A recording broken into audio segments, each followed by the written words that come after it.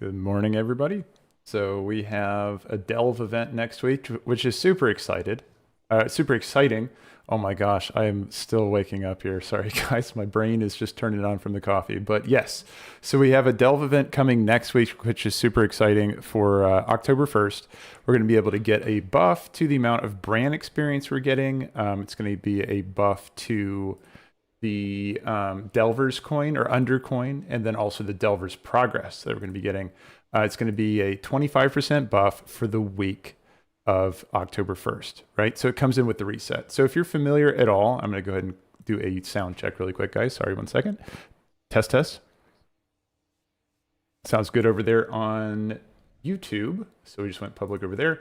And then also I'm going to go ahead and push it public for Twitch here as well. Give me just a second. Just arranging my window so I can see everything. And then, oh, where's the button for that? Button's way back there for Twitch.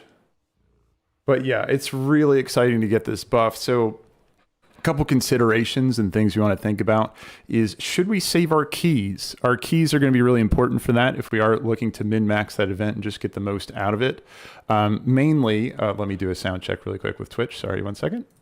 Test, test. All right, we're good to go on that. So yeah, so consideration is if we want to go ahead and save those keys so we can get the max amount of that buff that's going to be coming on October 1st. Now, you might be thinking, well, what's the benefit of saving those keys? Because again, like we're going to get Delver's Progress is going to be awarded from killing the boss. However, not just from that. And I just went through a test with you all yesterday on that. And it might have been the day before, but basically we are going to get Delver's Journey, 150 of it applied when we discover it from the boss kill. And then also we're going to get 200 of it discovered when we pick up the box there. Good morning to you all. I see Brian copped in here with a good morning. Good morning to you. How are you doing this morning? Zik'farr, good morning to you as well. And Dan, good morning. How are you all doing today? Awesome. Welcome in. I was just talking about the Delver's event that's coming up next week. So we're trying to think about if we're saving those keys or what we want to do in that regard. And if you all were here yesterday, you might remember from yesterday, we were talking about how it might be worth it if we're trying to min-max the event to get the most out of it, to go ahead and save those keys. It's a tough decision to make though, because of course, opening the keys for the week is like the most exciting thing for Delves, because you just get to crack open a bunch of chests and get to see all the rewards you get.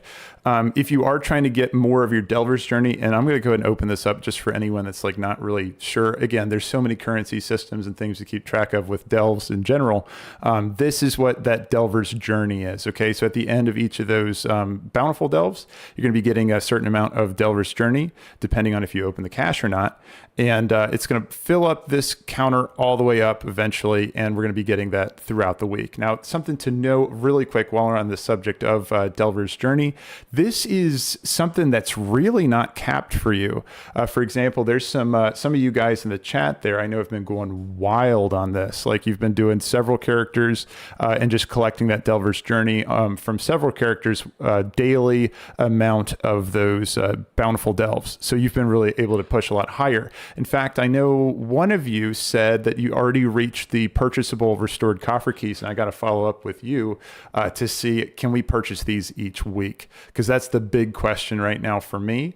If you're not sure where those are at, so here, first of all, if you're, just keep an eye at how much you've unlocked so far on your Delver's Journey. I wanted to show you really quick, just in case you are way ahead of me, where you can buy those keys from. And I also want to ask you if you know if we can buy these more than once.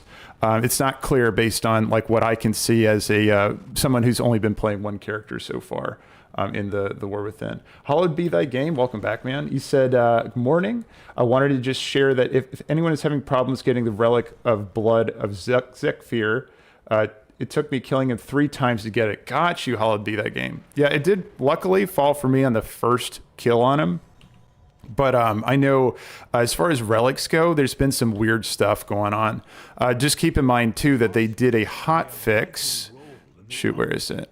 They did a hot fix a while back to make it so that relics fall more often. There was a bug going on where once you found Zekvir's relic, nothing else would drop for you. So if you've taken some time away from delves because of that for any reason or for any other reason, you might want to just give it another shot. You should start finding those curios a little bit faster. So here, I wanted to go over this really quick. So Sir Finley Mergleton, he's got all of your Delver stuff you unlock, and you can see I have a bunch of stuff that I'm going to be unlocking later as well once I push that journey up, because remember, our journey is tracked if you press H and then go over here. That's where we're at. And you can see, like, I'm going to unlock this probably today. I'll get that new schematic. And this is where I would go to be able to buy those, right?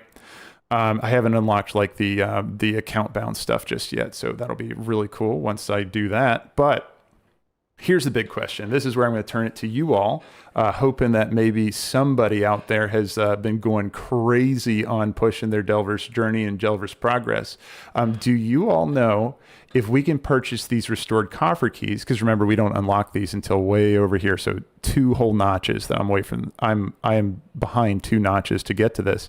Can we buy these each week?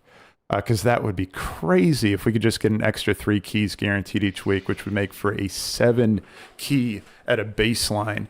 And hey, Elinara, I saw you jump in over here. You said, is it 4 keys a week per character or 4 keys per account? Elinara, it's per character. Each one of your characters are going to be separate on how they use keys, and they're going to operate independently.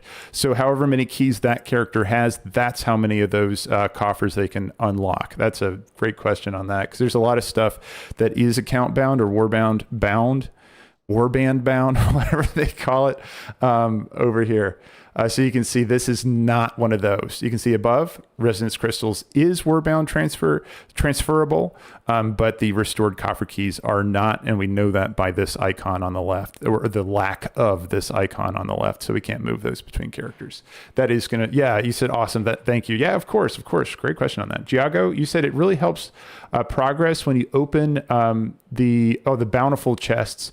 I got the Zekvir invasion last night and got nothing good. That sucks, man. Yeah, the Zekvir, depending on when he breaches your delve, it can be it can brick your run pretty quickly if he gets you. My progress is only slightly higher than you. Yeah. Have you been doing one character, Giago? Because I've been doing just one character pushing through the content. I don't have my alts at 80 yet. I still got to do that. I keep putting it off. There's just been a lot of stuff to do at max, but yeah, I'm curious if mostly 2. Gotcha, Giago. Gotcha. Over here, let's see. Zik'farr, you said, I had Zekvir invade my delve during the end boss fight last night. It was nutty. Yeah, that's insane. That's insane. Yeah, I can't imagine fighting Zekvir and a boss at the same time. That if he gets a spittle off, I just imagine it's over. Because if you get spittle, stinging swarm, or spittle burnout on you at the same time, and that's unavoidable damage, you're just toast. There's no chance after that. Giago said, but I switched when I was 28 cap. Gotcha, man. Gotcha. Yeah. That's a great way to go. At least like 2 of them just to try to push, because this is the big cutoff I find when it comes to Delver's Journey. I want to get to the purchasable restored coffer keys. And again, anybody that's just coming in here, I'm looking for any information on this for anybody that's pushed the Delver's Journey faster than I have. If you can buy these weekly, it would just be nice to know, because I'm hoping you can, because that would make for 7 keys at a baseline that we could be able to pick up. And it also makes me want to rush this a little bit faster to be able to unlock this before next week. Because remember, let's return to that original discussion we were all having this morning. We're talking about that event that's coming up next week. Should we save the keys? Should we spend the keys and all that kind of stuff? Well, I think we can all agree that if we wanted to min-max, we do want to save those keys. And the reason for that is that every time you open a Bountiful coffer chest, you're going to be able to get 200? I think it's 200 of that Delver's Journey in there. And we're going to get another 50. Oh, I hear that over there. Oh my gosh, this monitor. Hold on. Let me see. Actually, I'll just look over here somewhere. Hey, Elinara, I saw that subscribe over there. I really appreciate it, man. Welcome in. And I'm glad you found value in the content. I appreciate that, Elinara. Thank you so much. Really appreciate it. But yeah, once again, welcome, man. I really appreciate that. Thank you.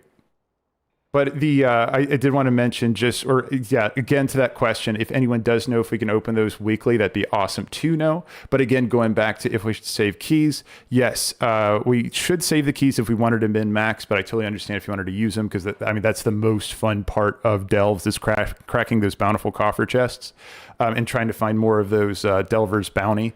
But yeah, if you were min-maxing, go ahead and save them for next week, because we'll get an extra 50. You know, the math goes out that it's 25% more Delver's journey progress, right? So that comes out to be 50 is 25% of 200. Feel free to check my math. My on the hip fire math is not the best, but I'm fairly certain I'm right on that. So we'll get an extra 50 per coffer chest we open next week, which means we can get a lot of progress increased if we're able to, first of all, buy these in that week, right? Buy these 3 keys in that week. And also if we can farm our normal 4 and then save our 4 from this week, right? I already spent 1 to test it this week, but yeah, that's what we're kind of looking at. We want to go ahead and save those if we can. And I'm checking over here to see if anybody's made it there just yet, made it to the keys. I don't think I've seen any answers on that so far. Okay, so cool. I'll be unlocking it soon, and then I'll try to figure it out for us. Then it was, let's see, the fungal folly end boss and the spores poison everywhere. Yeah. No, the last boss and the poison spores on that are chaotic. I try to stand in one location, and luckily I'm, you know, as a BM hunter, I get to avoid a lot of mechanics, just because I'm able to have my pets tank a lot of things, but also I can just sit back from a range and not move, and I can avoid those spores for the most part. But just keep in mind, you can CC them. That can help a little bit, so you can ice trap them if you want, or you can CC them in any way. Again, Eleanor, I appreciate that sub over there. I did want to mention too, I saw Soda Bacon. I wanted to mention out Soda Bacon. I saw you subbed while I was offline. So you subbed, I guess at some point last night. So it says 11 hours ago, so that was before I streamed. I want to shout out you too. I really appreciate that sub from Soda Bacon as well. And the follows from, actually there's some follows on here, follows from Bear Base, BFBC, and Left After. All those follows there that happened while I was offline. I really appreciate it, guys. Thank you so much on that. Let's see. Let's go over here. Okay, I'm going to start working through these. But yeah, I need to remind myself and remember not to open the chests at the end. I'm so programmed that as soon as I get a key, I'm on tier 8, I just open. Again, we're going to want to save them. And we're going to see if I have enough discipline to not do it all week, to not open these, because I really want to open up these chests. It's just like, it's so fun to crack those open just to see what you get each week. Sluter said, what's the Delve event? So the Delve event is going to be where we get an additional 25% increased companion experience, undercoin, and Delver's progress. And again, Delver's progress is this. We're going to get 25% increase to all of those for next week. So think about it the same way you think about like the Battleground event, the Dungeon event, additional Reputation event, World event, you know, all that kind of stuff. It's going to function the exact same. This is our version as Delvers. This is going to be our week where we get additional progress on that, right? So that's all that is. So that means, what's kind of weird about this is that's going to mean that it's probably going to go in that rotation of content that's given to us. So every week there's going to be some kind of content type that's marked and flagged for increased rewards. And you just heard me list off a couple of them. Like we're going to be able to get additional rewards sometimes on Battlegrounds, like more honor gained, dungeons and reputation, and then also world quests. Sometimes just different events are flagged for you to be able to get increased rewards. Well, with this new expansion, we have a new pillar of content with Delves, right? So Delves are going to also be put into that rotation as well. And we're getting our first one next week, our first time for it to come up. Actually, okay, so here, for example, just so you can visually see it, I'm a visual person. It helps me to see things. But like right here, sign of battle. Okay, so that's going to be the sign of this week. And we're going to get increased, honor from doing stuff in BGs and doing PvP related tasks. We're going to get additional honor for this given week. Sorry for hitting the mic. And next week, it's going to be Sign of the Explorer, okay? And that means that we're going to get Delves increased stuff. And again, that I laid out that buff. I have it linked in the description too if you want to see it visually on Wowhead. But it's going to be 25% increased undercoin, 25% increased companion experience, and 25% increased the journey, right? So that's what's happening. To answer your question, that's what's going on, Sluter. It's pretty cool. So now what I'm thinking, though, is that this kind of puts us in a weird spot, right? This is not going to be the only time where we're like, should I save my keys or should I spend my keys? Because, again, we're going to be having this event rotated in every so often. Does this mean that we're hoarding our keys on non-weeks and then just waiting for when the event comes up? Because if so, I mean, it kind of sucks, but it's a way we can kind of play the system into our favor to be able to get more out of our coffer chests unlocked. Because, like, again, basically all we're doing there is we're just waiting for the event to come up so we get that additional 25%. And if you do remember, the coffer keys, these guys don't have a cap on them. We can hold on to as many as we possibly want. There's no cap where we're going to start losing them. And again, guys, if I ever find a cap, I'll let you know as soon as I do. And anybody in the chat, if you did find a cap, please let everybody else know just so we know what we're working with. All that information is really helpful to everyone. But yeah, so as far as I've found, there's no cap on these. So I think what this is going to translate to for us as delvers is that we're going to want to go ahead and just hoard our keys for the non-event weeks and then just dump them as soon as the event comes up, and we'll be able to get as many as we can. Now, there's one further consideration for that, right? We're not done considering things. There's one thing. There is a theoretical cap when it comes to how much we can spend in a week. You might put the math together there that there's 4 bountiful chests open that we can open each day, and then there's 7 days in a week. So that would translate to, check my hip math, but that should be about 28 chests that we can open up each week. So if you do have above 28 coffer keys in the future, you might want to go ahead and start spending those, because there's no reason you would save more than that, because in that one given week, and again, remember, you can farm out 4 in that week once the reset comes through and you get that new buff. You might want to go ahead and spend it in that case, because there's no real reason to save it, because the max amount you can spend in any given week is going to be the 28. So yeah, correct me if I'm wrong, but that's what I'm putting together. Oh, Elenara, I appreciate that. You said super great content, well worth subbing. I appreciate that, Elenara. I really do. Thank you so much. Thank you so much on that. Archbishop, you said I was sitting, welcome in, by the way. You said I was sitting on 11 of them for a bit, so I haven't found it yet. Gotcha, Archbishop. Yeah, the highest amount that I've had equipped or like in my bag was, I think 13 is the highest I've had so far. And that was right before the content dropped. Like we were in early access still at that point, so there's nothing to really spend my coffer keys on. So yeah, that's the highest I've had, and I haven't found that cap just yet. But I had buddies that, oh my God, I don't know how they did it, but they were sitting on like 20 keys or something. Like it was, I just don't know how they got that many keys. And this was back in the early access period. Still, it baffles me. But they were going hard. And they figured out a way to really farm those out. Hollaby, that game said, man, that's a brilliant idea. Crap, I need to stop spending my keys. Well, yeah, same, because I didn't know this event.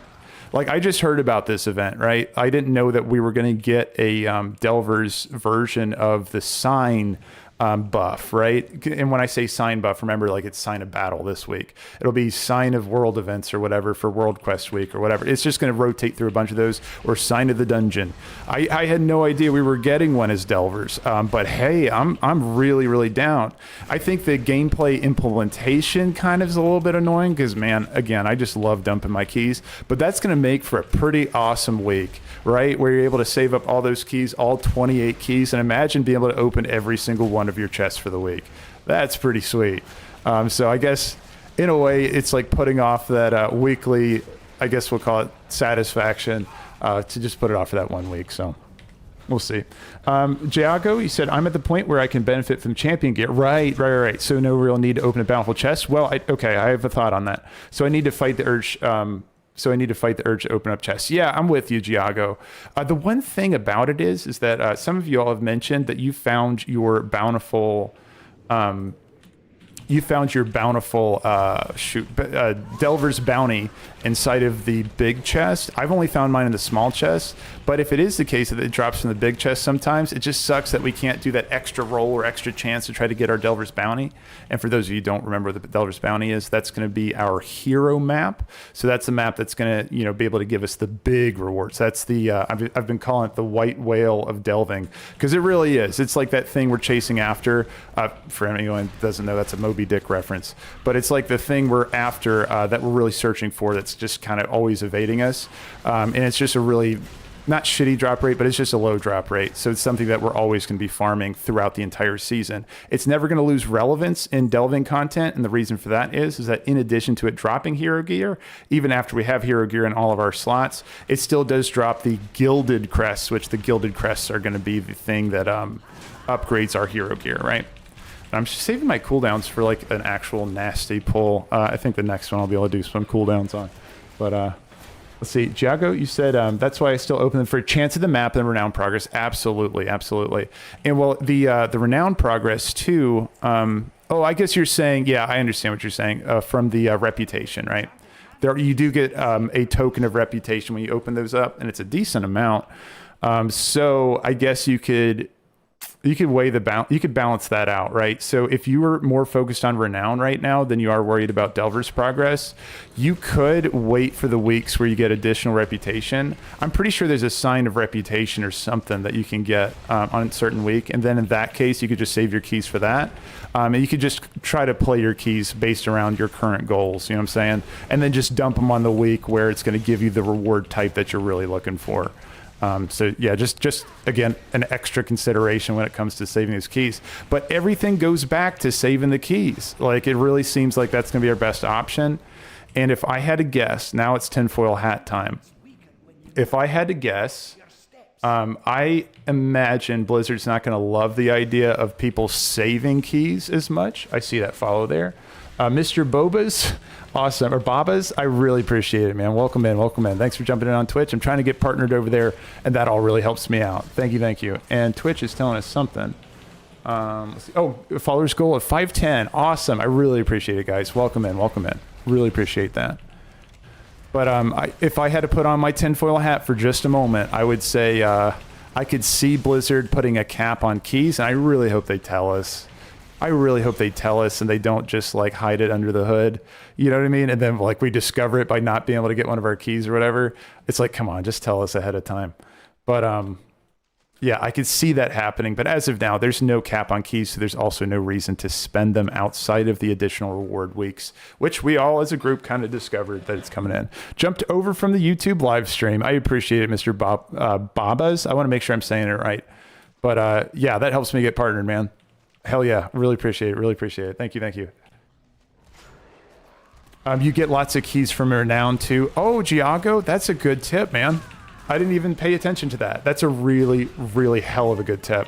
I think what I want to do in preparing for that event next week, I want to put out a video guide for everyone to, first of all, saying this consideration we're all talking about now and saving the keys, but also all those keys we can get, like the one-time rewards and everything that we want to be aiming for in that given week next week. So I'll be putting that together here soon too, just to help out anyone else and all that kind of stuff. But over here, let's see. Oh gosh, Bob Merlin, you said there was a bug where you spent 5 radiant echoes and 5 extra rewards. It was only 1 echo. I heard about that, Bob Merlin. Do you know? Oh, so people were able to get a lot of key shards from that. Oh, gotcha. Wow, Bob Merlin. I didn't know. So there's been a lot of bugs with that system in general. I first heard that they were not giving you enough rewards. Oh, let's see. Sub on the YouTube channel. It was Reed. Thanks for the sub to the YouTube channel there. I really appreciate it. I know that looks weird. I'm like looking all the way to the left there. It's like I got my OBS down here, and then I got my chat up here, and I mean, there's a lot of screens in front of me, and I don't have them laid out very well. So I'm trying to get a better system up there. But yeah, no, I really appreciate that sub. Welcome into the YouTube channel over there, man. Really appreciate it. Really appreciate that. And I'm going to try to get to that light over there before my candle runs out. There we go. Yep, discovered one other extra life here. Man, and also Thorforn, if you're in here, man, I want to say I really appreciate this weapon from yesterday. Thorforn, the master engineer himself, made me this guy right here. It's a 619 POW X2, Omen crafted, right? I still need to put an enchantment on that, I'm just realizing. But yeah, hell yeah, Thorforn, really appreciate that. Guys, if you're wanting to get your 419 or 619, sorry, I keep saying 419. That was Dragonflight. Yeah, if you want your 619 piece, everyone can get one right now. You can get it solo. Just do the Kill the Queen quest, and it's going to be down in Ashkahet, but first you got to get a breadcrumb quest from Webster. He's chilling over there in Dornegal, next to where the... I have a guide on this, actually. It's in the description if you all wanted to, if you're looking to get your 619 piece. But yeah, he's going to be chilling over there in Dornegal, right next to that funnel that leads you down to the Ringing Deeps. Oops, sorry for slapping the mic there. But yeah, it's going to be over there next to that funnel area. And he's going to take you on a quest that's going to take you to Ashkahet. You're going to have to just do a bunch of random quests and stuff. But it all ends with Kill the Queen, which has a story mode version of the raid where you can just go in there and kill the last boss. And that does give you credit for Kill the Queen, which is going to give you the 619 token as an optional reagent for you to put on your item. So it's really, really badass. And then as an extension to that, reason why I'm telling you that is Thorforn took that, was able to take my optional reagent and slap it on my weapon for me. And just so you guys know, you can recraft with that, right? So you don't have to make a brand new item. So if you do have like something that's really good for you and you wanted to add that to it, just do a recraft. You don't have to spend it on something that you're not as excited about. And you don't have to remake the item completely. Just do a recraft. Again, that video goes over all that stuff. Don't waste your reagents. Don't waste your gold. You can just do a recraft instead of, yeah, a full craft. I was going to say I'm going to skip these guys, but they're empowered by Zekvir, so I got to go ahead and fight them. I'm going to go ahead and give them my cooldowns, though, because we're going to be going to the boss after this. I'm going to try to camo straight to the boss if I've killed everybody. Yeah, I have. Good morning to you, Nordimus. Welcome in, welcome in. Hugo, good morning to you. Welcome, welcome in. And then welcome back there to 2Byte-Truck. 2Byte-Truck said, wow, there's a Delve event coming. I just woke up. What did I miss? 2Byte-Truck, it is really exciting. So it looks like, if you're familiar with the sign events, if you look at the top right of my screen, Sign of Battle is this week. So we got like the additional honor that can be gained and all that kind of stuff. And each week there is a sign buff that's rotated into the game. I'm going to go ahead and try to get past this, and then I'm going to camo to the end if I can. I'm going to try to camo to the end, but I need to actually avoid these things and not get cooked by that because it'll kill my camo. But yeah, sign event. So we're going to get additional 25% undercoin, 25% companion experience, and 25% Delver's progress. Like, it's a really, really good week. And then, oh, no way. Can I not pick this up when I'm in camo? Oh, that sucks. Well, that's okay.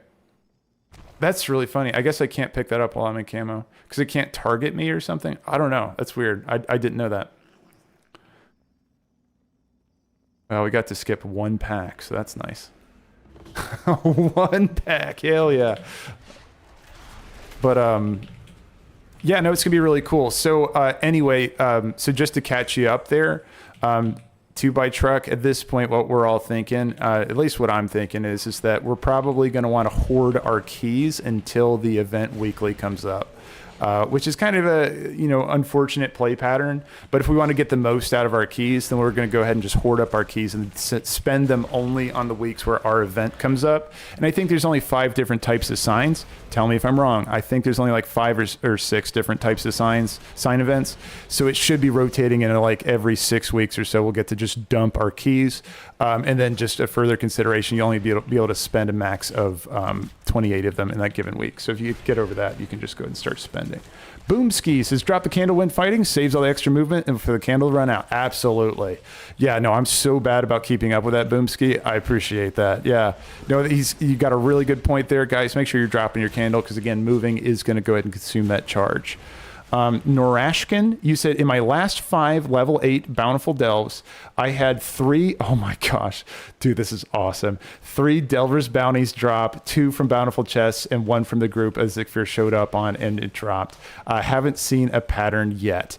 Norashkin, thanks for mentioning that, man. I had something similar, but that is amazing that you got 3 back to back to back. Fantastic, dude. That's fantastic.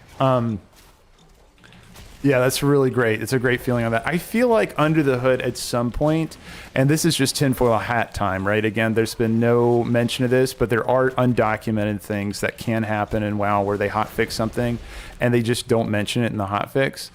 I've noticed that Delver's Bounty has been dropping a lot more often, and you all in the Discord have been letting me know like when you all have seen it.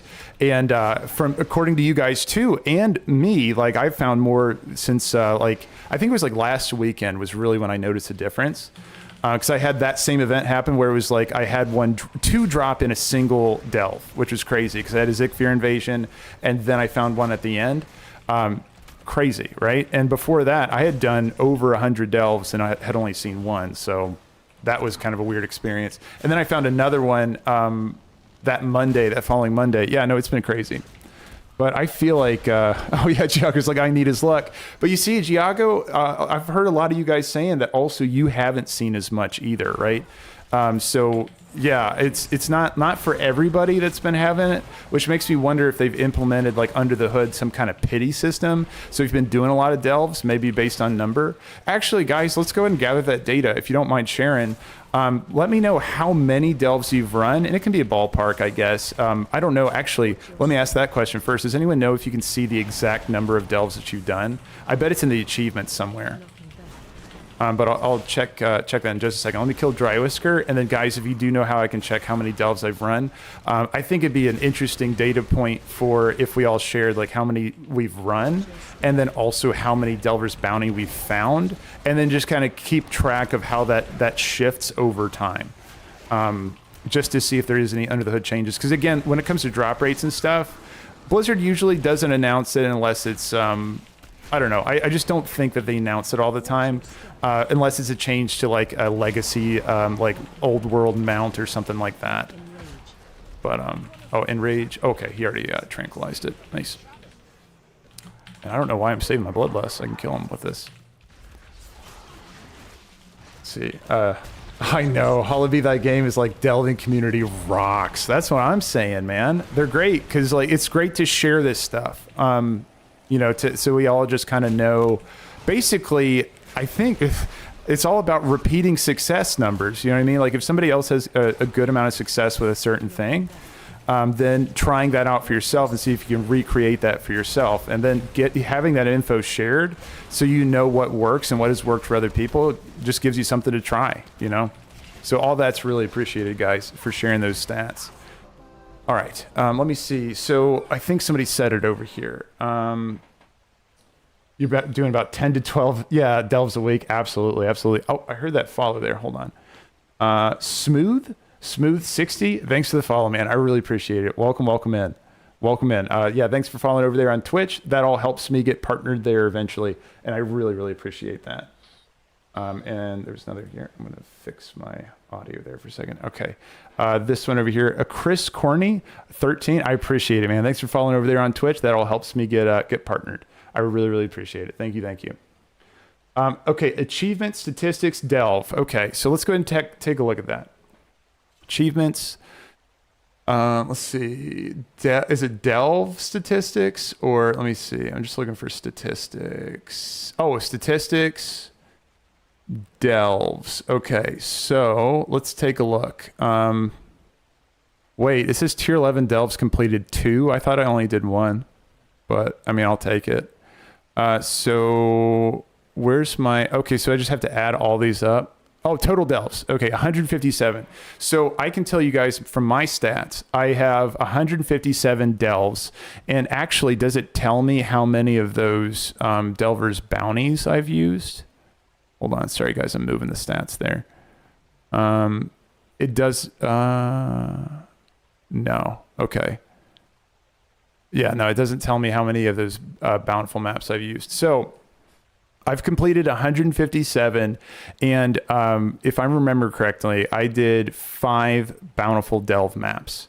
5 Bountiful Delve maps. Or sorry, Delver's Bounty maps. God, oh man. All the currencies and stuff for Delves is just, it's a tongue twister. But yeah, I've done 5 of those out of 157, so that's where I'm at. And 4 of those came after last weekend, right?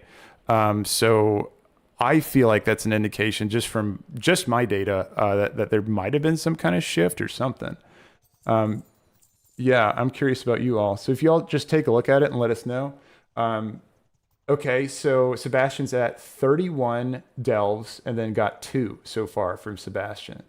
Gotcha. And then over here, let's see, Giago, you said, I've done around 200 and gotten 4 maps. So you're in the similar ballpark I'm in. You've done more delves than I have.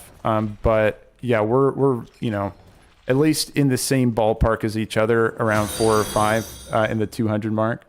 Oh, I heard that follow there. Baggy666, I appreciate it. Welcome in. I really appreciate that. It's helping me get partnered over there on Twitch eventually.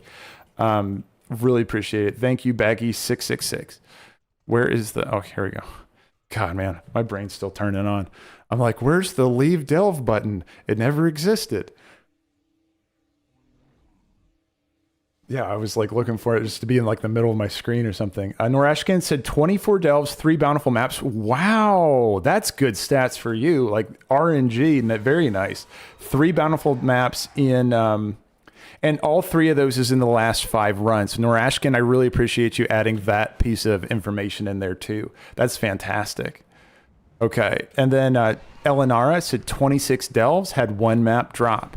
Now, guys, actually tell me something else. Was that recent? Was it after last weekend? Because I'm telling you, I don't know. I'm just putting on that tinfoil hat, but I feel like they might have adjusted the drop rate on those Delver's Bounty.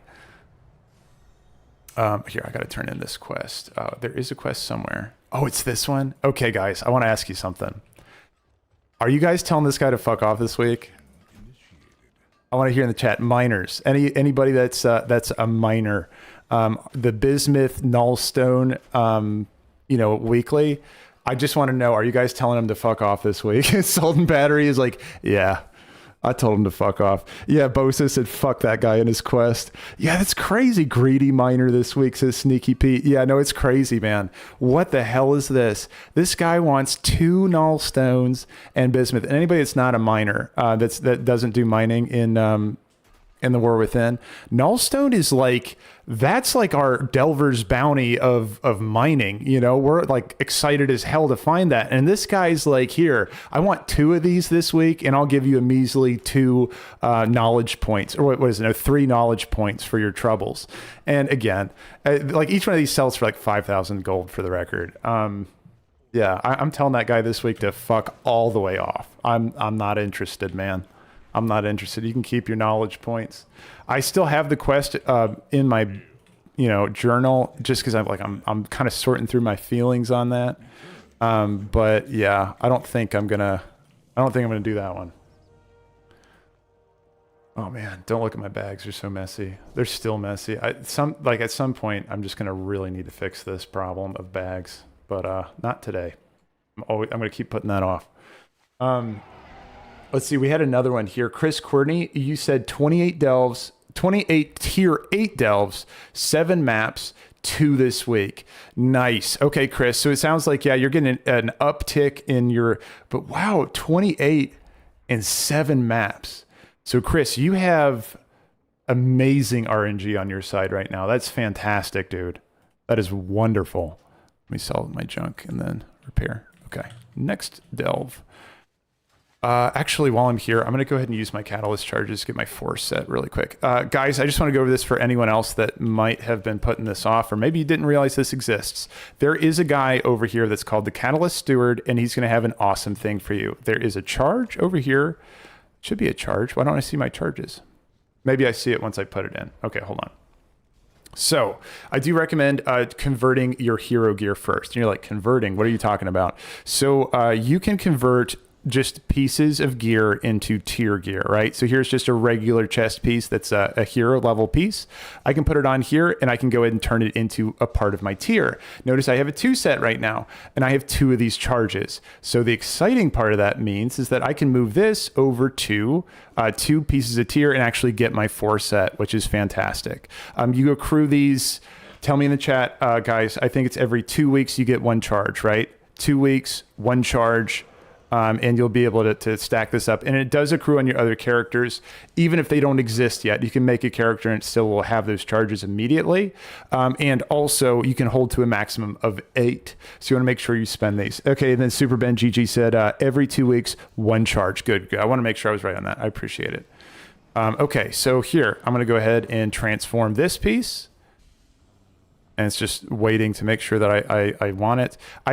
I feel safe doing this because, again, it's a hero piece and I can upgrade that over time. No worries. So there we go. Got a 3 set now. And then also my pants. Ooh, my pants are champion though, guys. I'm still going to do it because, again, I'm going to get another charge eventually. I feel safe doing champion and above. You can draw your line where you want. You could just wait for hero if you wanted, but I really want my 4 set. So I'm going to go ahead and do that now. And so I'll go ahead and pump that in there too. So I'll move these pants over to champion.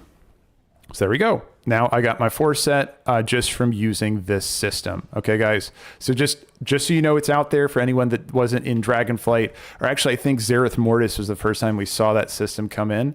But yeah, if you've not been playing recently or coming back from a bit of a break, then yeah, you can totally do that. Again, those charges accrue every 2 weeks. You'll get 1 of them. I keep flying back to this quest to turn it in. Let me go over here. I'm eventually going to turn that in by mistake. I should probably drop it out of my bags. And again, I'm talking about that mining quest. That's just an absolute ripoff. Let's see. And okay, I want to go in here. This is where you have to turn in your weekly quest for the Titan fragments. It's kind of cool. It gives you like a story beat each week. So that's kind of nice. Let's see. Fyrus End said, worst WoW day ever yesterday. Corrupt files running amok and all add-on data corruption. Had to reinstall. Yay. And it's not a quick reinstall either, is it? I mean, how big is WoW now? It's like over 100 gigs, right? Yeah, it's nuts. And here, somebody was talking about the other day. Actually, let's listen to this really quick. I'm trying to stay up on lore. To protect the world soul, they sent us, the Keepers, to lead the Titan-forged forces into battle. In time, we rooted out and defeated the threat. I appreciate it. Vestiges in the deep places of the world. Then, led by Aman'Thul himself, That guy's cool.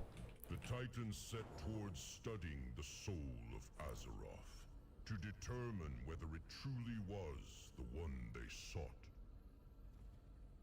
To aid the Titans, we Keepers were tasked with engineering the Manifold, a vast world-spanning complex of machines, forges, and installations. Working in tandem, they would bring order to Azeroth and create a means by which the Pantheon could examine the world's soul in depth. That corruption the Keeper's talking about, Okay. that's the old gods. That must be why they were here as well, for the power of the world soul. Oh, interesting. Okay. Dagran. The old gods. Wait, did I turn that quest yet? Oh, okay. There was one thing I want to go over. Yeah, I'm trying to get more into the lore here because I have been really liking this story so far in War Within. And usually, you know, when it comes to expansions, like even when I'm leveling up and stuff, I just skip cinematic. Because for a while, I didn't really get into like the direction the lore was going. But, you know, Chris Metzen's back in there. It might have something to do with it. But no, the story's been kicking ass for me. So trying to tune in when there's little story beats. And just keep in mind when you turn in those quests, the disc fragment quests, Arcadus, what's his name? Arcadus, whatever it is. He's going to give you one story beat on it. So yeah, just keep that in mind. Like it's to hang around for the dialogue if you're interested. But over here, somebody was asking about fragments, where we're supposed to get our fragments from. Oh, I might have already gotten my fragment. No, I should be getting my second fragment. But your pinnacle cache should be where you're getting your fragments from. I did not get my fragment. Okay, I don't know what's going on with the fragments this week. Never mind. I was going to try to solve that problem for whoever had it in the chat yesterday, but I also apparently have that problem. Where are the fragments coming from this week, guys? If anybody knows, let me know. Bosa, you said, I missed the gear that drops and what it is. No upgrades, no catalysts. I just want the story of retail and not play classic. I got you. So you're saying like you wanted, like back when the items themselves had a lot of character to them. I know exactly what you're talking about. The upgraded generic item titles and that kind of stuff, kind of takes away from like finding the thing itself. You know, think about like back when you found, I don't know, like Death's Bite from the end of, I guess that, what was that? That was 10-man Wrath of the Lich King, or Citadel. No, that was Naxxramas. I can't remember. But yeah, you like got that weapon and it meant something. Or Betrayer of Humanity. You know, it was like locked at a certain item level. You weren't upgrading that thing. It was just like, oh yeah, this thing was like, that's the shit. You got Betrayer of Humanity. Oh, it's amazing. It wasn't Betrayer of Humanity rank, 10 of 10 or whatever. Like I know exactly what you're talking about, man, Bosa, and I agree. I kind of miss that too. Ucha's Legacy said, hey all, welcome in. Ucha's Legacy, welcome in, welcome in. Mr. Bobas, okay, awesome. You said I got my fragment from the hand in. Yeah, I don't think I did, right? Because this is supposed to be fragment week 3, right? So basically, we're Spark week 3, and what I mean by that, it's not 2.5. Last week was 2.5. It should be 3.0 at this point, where we get our third fragment, third Spark, because they drop in fragments, right? That's why we have 0.5 weeks, and we have full weeks. Once we reach like one of those full numbers, we should get our next Spark. So I don't know. Have you done all your caches? Yes. I have all 4 of, well, it's going to say 3 right now because I spent one yesterday just to test out how much Delver's progress we're getting, so I could calculate like the advantage and disadvantage of saving our keys. But yeah, no, I've done all my caches this week that I can possibly get. And guys, remember, it's a max of 4. Max of 4, and that's where you're going to get all 4 of those coffer keys. But Beelzebub, I wanted to mention too, I saw you followed while we were getting that story beat. I really appreciate that follow there, Beelzebub. Thanks for jumping in here over on Twitch. Really appreciate it. Beelzebub also said, I get fragments from treasures and rares. Yeah, you can get fragments from those as a catch-up mechanic. You can also get them from dungeon bosses, the raid bosses, those different locations. That's something else you can do to be able to get those if you missed a week of doing a weekly, or if you have a new alt character that's coming up, you can get them from all those sources as well. I thought it was for each week you would always get it from your Pinnacle cache, but I guess I was wrong on that. Beelzebub said, oh, sorry, I thought you meant the Titan fragments. No. Yeah, I know what you're saying. Beelzebub, you're also talking about the Titan fragments. Titan fragments, you can get those from all kinds of sources. But yeah, that's a good way to do it, is from bosses. That makes it way faster because you get a good chunk of them from each one of those bosses. Ooh, I'm excited to give these. I'm really excited to have my 4 set now. Just got that right before we stepped in here. And that, I think it's going to feel really nice moving through this. I do need to get an enchant on my weapon too. Guys, if you're hard up for gold, like me, you can put on your Dragonflight enchants onto your War Within items. That does work, last I heard. I'm probably going to do that because I imagine the enchants right now are a little ridiculous when it comes to cost. So I'm probably going to do that myself. Sebastian, you said, I got the 5th cache in Hollowfall yesterday. No key, but maybe it's in there. It pops up after the region quest. Yeah, Sebastian, I just want to let you know that the max amount of keys you can get from caches is going to be 4 of them. I almost said 25. No, 4 of them. I wish it was 25. That'd be amazing. But the max you can ever get is that amount. You can't increase that. The only way you can get more of those... Okay, let me phrase that more clearly. You can't increase the amount you get through caches, no matter how many caches you do. It's not a chance to drop. It is a flat, you can't. Is that Book Moria? I have you guys down here. My OBS is on like a really old screen, so it's very fuzzy. So I think it was Book Moria. So sorry if I was wrong, but welcome into the YouTube channel over there. Really, really appreciate it. Welcome in, welcome in. but you can't increase the amount you get in caches. That's what I was trying to say. I did want to let you know that you can also get additional keys for the given week. Those sources are going to be using your Radiant Echoes. You find these at the end of your delves. Radiant Echoes, there it is. You can find those at the end of your delves. You can turn in 5, get a 5-time multiplier, and the more points you get in that little event, you can get more coffer key shards right here. And these are going to come also from World Quest as well. Oh, I almost died there. But yeah, let me kill these guys. There's a Threadmancer in there. You don't play around with Threadmancers. They did have their health reduced and their spell damage reduced, but they're still threatening. They're still the little badasses. Mr. Bobas said my level 72 priest made my druid a 19. Oh, that's awesome. A 619 staff. Isn't it amazing that your alts can just like punch really high with their ability of crafting stuff for your main? No, it's really cool. But when I wanted to rank 3 of the enchant last time, I had to go up to 50k. Yeah. So the rank 2 for now. No, I'm with you. I'm with you. And this is kind of just a personal line, but I don't like to dole out crazy gold for the enchants like fresh off the press. I'll do rank 2 and then I'll upgrade to rank 3 eventually in the future. Maybe after I get something like really amazing. And yeah, again, I'm really happy with my weapon, but it's just expensive. Like it's just really, really expensive. I do feel fairly safe though in putting my enchants on my weapon, because guys, remember, you can recraft that thing again and again and again. And every time you get one of those little power up tokens, like the one we got this week from the solo, kill the queen event, but you know what I'm saying? Like we can do that quest. I'm gonna go ahead and feign death. So I dodged that. Let's see here. I'm gonna go ahead and kill the Threadmancers here. Oop, I missed that interrupt.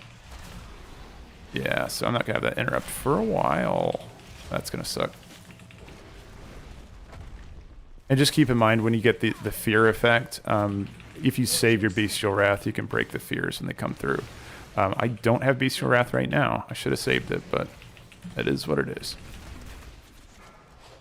What's really interesting, though, for anyone else that plays Beast Mastery, is that even when your beasts are in a fear state, they will not ignore barbed shot. And I've noticed that once you barb shot, then they'll start doing their kill command as well. Just a little kind of weird quirk there.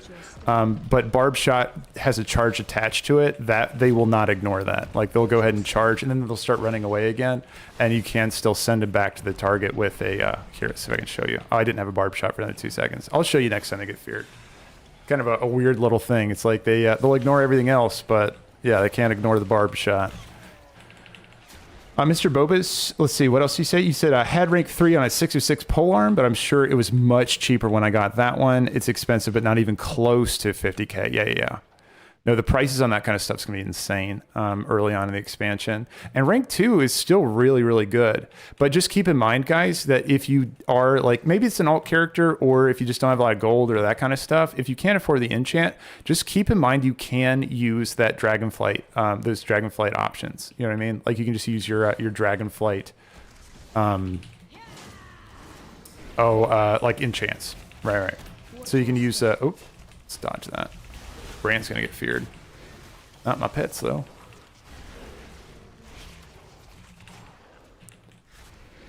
Let's see. And then what is the event? Dan BJO, great question over there. So if you're familiar with the sign events, if you're not, I'll show you in just a second. Let me kill this fear guy really quick. I have a barb shot. Did you see that? So right there.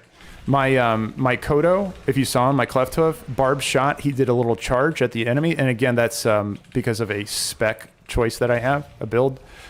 He's going to charge at the enemy when I barb shot. And then after that, he also will do kill commands as well. So yeah, he'll just keep charging the target. He won't do his autos though, because he is in a fear state, and like he'll still keep trying to run away. But anyway, let's go back to what Dan BJO is asking. So Dan, the event next week is going to be a signed event. And if you look up in the top right-hand corner of my screen, you can see Sign of Battle increases honor gained with battlegrounds and objectives by 50%. So Delvers are going to get their own sign, and we're going to see it for the first time next week. We haven't seen it just yet so far in the expansion. And I had no idea it existed until somebody brought this to my attention. So again, I really appreciate somebody mentioning that. But next week on October 1st, that Tuesday, it's going to be the rotation where we're going to be able to get the Sign of the Explorer, which is going to be enhancing our delves. Now, the actual buff we're going to be getting is going to be 25% increased undercoin gains, 25% increased Delver's Progress. Delver's Progress, like, so the journey stuff, so this right here. This is going to be increased by 25%. And again, just the gains we get during that week. And also companion experience is going to be increased by 25%. It's going to be an incredible week. Now, if we wanted to take full advantage of that week, something we want to do is save our keys. Save our keys. And this is going to be a returning thing. This isn't the only time we're going to be doing this because, again, we now know it's a part of the sign rotation system. Every week on Tuesday, there's going to be one pillar of content that's going to be marked for this sign event. And again, we're going to have our first one of those next week for Delves, right? So now that we know it's something that can happen, this kind of indicates a ongoing play pattern we're going to want to do, where we're going to want to go ahead and save those keys for the weeks that the events happen. And that way, we'll just go ahead and be able to dump our keys all on a week that has the 25% increased rewards in the 3 categories I just listed, right? Maybe later in the expansion, later on in the, once we go through once we get Brann to 60, once we max out that Delver's Journey, once we do all that kind of stuff, maybe we won't care as much and we'll just be able to spend our keys when we want, because again, sometimes the keys can give us a Bountiful Delves map. Or the Delver's Bounty map. So maybe eventually, once we cap those things out, we won't really care as much and we'll be able to spend freely. But while we're trying to push that content, and again, Delver's Journey is really good because of this mysterious little thing where it says you can purchase restored coffer keys. Again, you can purchase 3 of them off of Sir Finley in Dornegal. But the question is, and again, I want to turn this to you guys for anyone that's pushed their journey faster than me. I'm not there just yet, but if any of you have, are you able to purchase those each week, or is that a one-time purchase? That's my question for anyone that pushed it. That's that. That's the event there, Dan BJO. Just to go ahead and catch you up. Sebastian said it's a 3 quest where it spawns 3 mini elites in the water. Let's see, which one was that there, Sebastian? Oh, yeah. So the 5th cache in Hollowfall. Yeah. So you're talking about the special assignment. So there's a special assignment in Hollowfall. Guys, also keep in mind, though, that there's a special cache in Azkahet as well. And that's really nice because you can unlock 2 caches at the same time. You can do the special cache and then also be unlocking your weekly for them, where you have to do events and do things inside of Azkahet. So you can be doing 2 caches at once, which is always just a blast. So just keep that in mind. Go ahead and do your Azkahet weekly if you're hard up, or not hard up, but if you're trying to work your way through your caches. Dandy Joe said, thanks. Absolutely, man. Yeah, thank you for asking the question. I always appreciate that because, I want to mention that to anybody coming in here that hasn't heard it just yet. That's an important thing for us to be thinking about this week. Dan, let's see. You said, bro, Zekvir has been plaguing my tier 8s lately and kills me every time. But last night, I was on my most geared character, Guardian Druid. Oh, I think I know the ending of this story. And I actually survived. Does that mean I could take Zekvir? So Dan, that is awesome. That is fantastic. It's wonderful that you killed Zekvir, and you probably got some good loot as a response to that. I will say that the Zekvir encounter is easier than Zekvir himself. Beast of Wrath, come on. There we go. He's just going to have a couple extra mechanics that you don't have to worry about in the encounter. But I will say that's a good sign that your Guardian Druid is able to take his damage, because I think his damage is going to be pretty similar. But there's two abilities that you're not going to see in his Breach. It's going to be the Cone ability, like his one-shot Cone.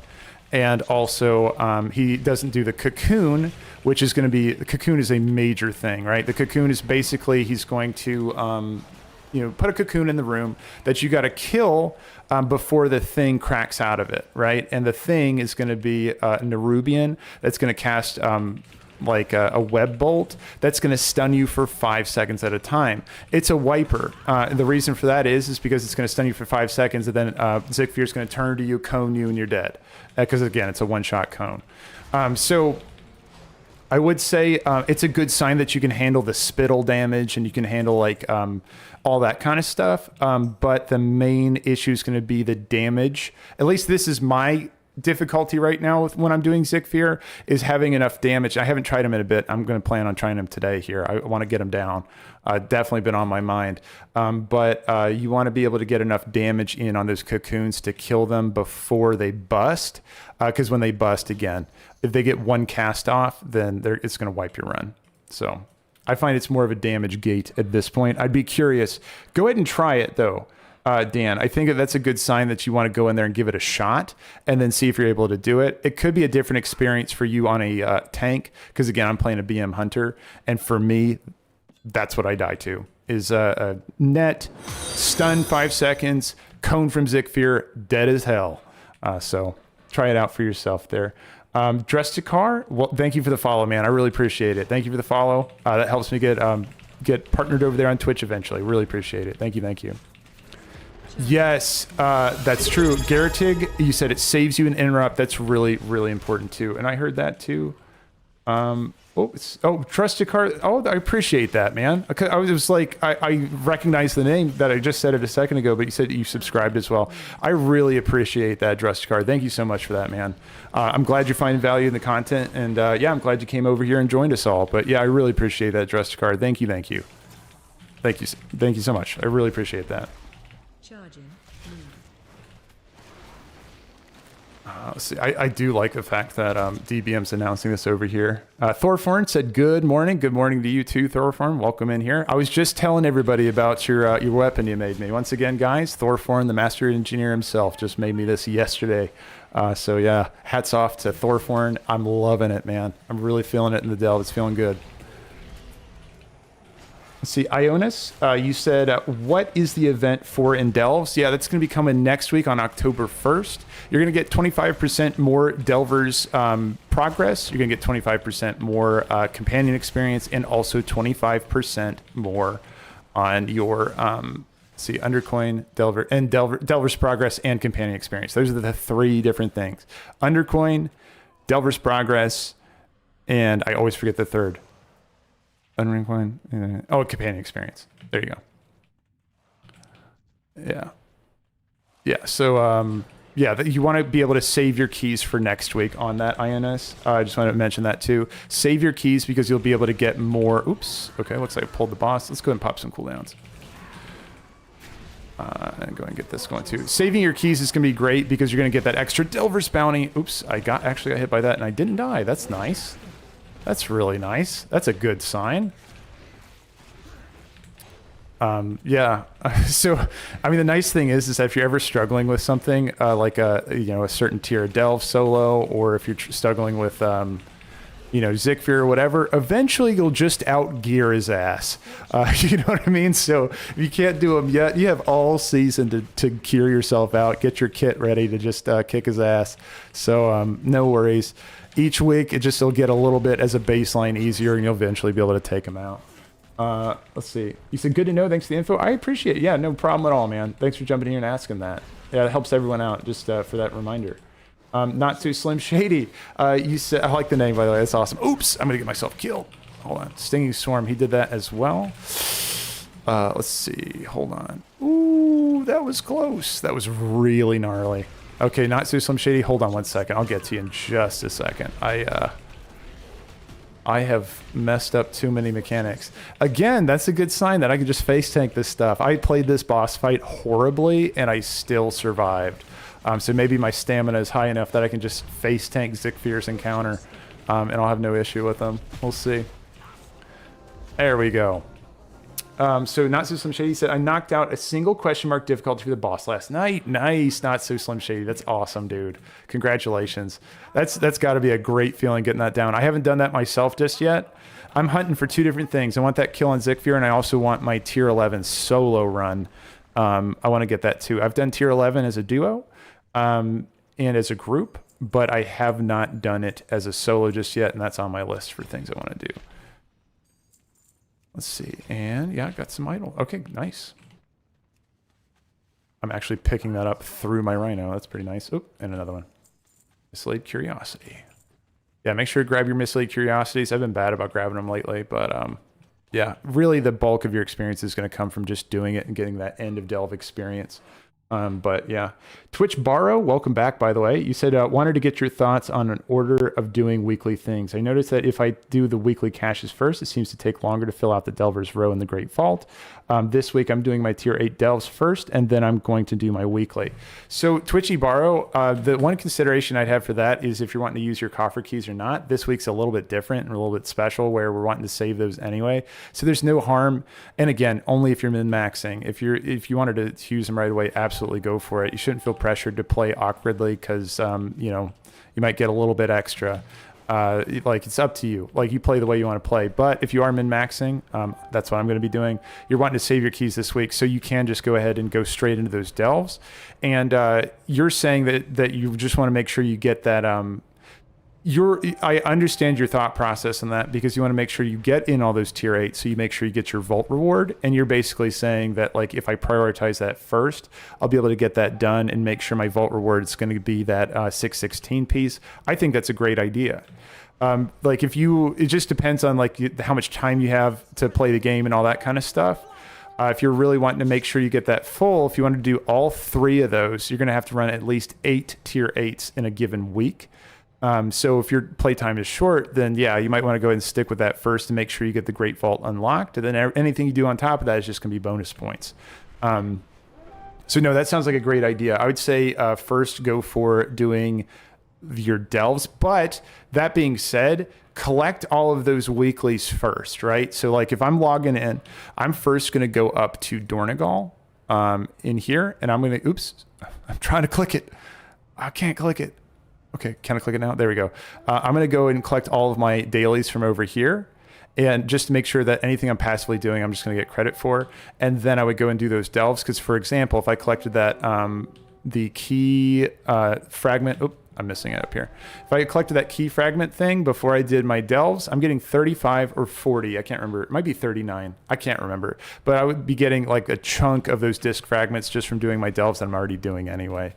So you can complete that weekly while you're also getting credit for your weekly vault. So absolutely first thing every time, I would say go collect all the weekly quests you want to do that week.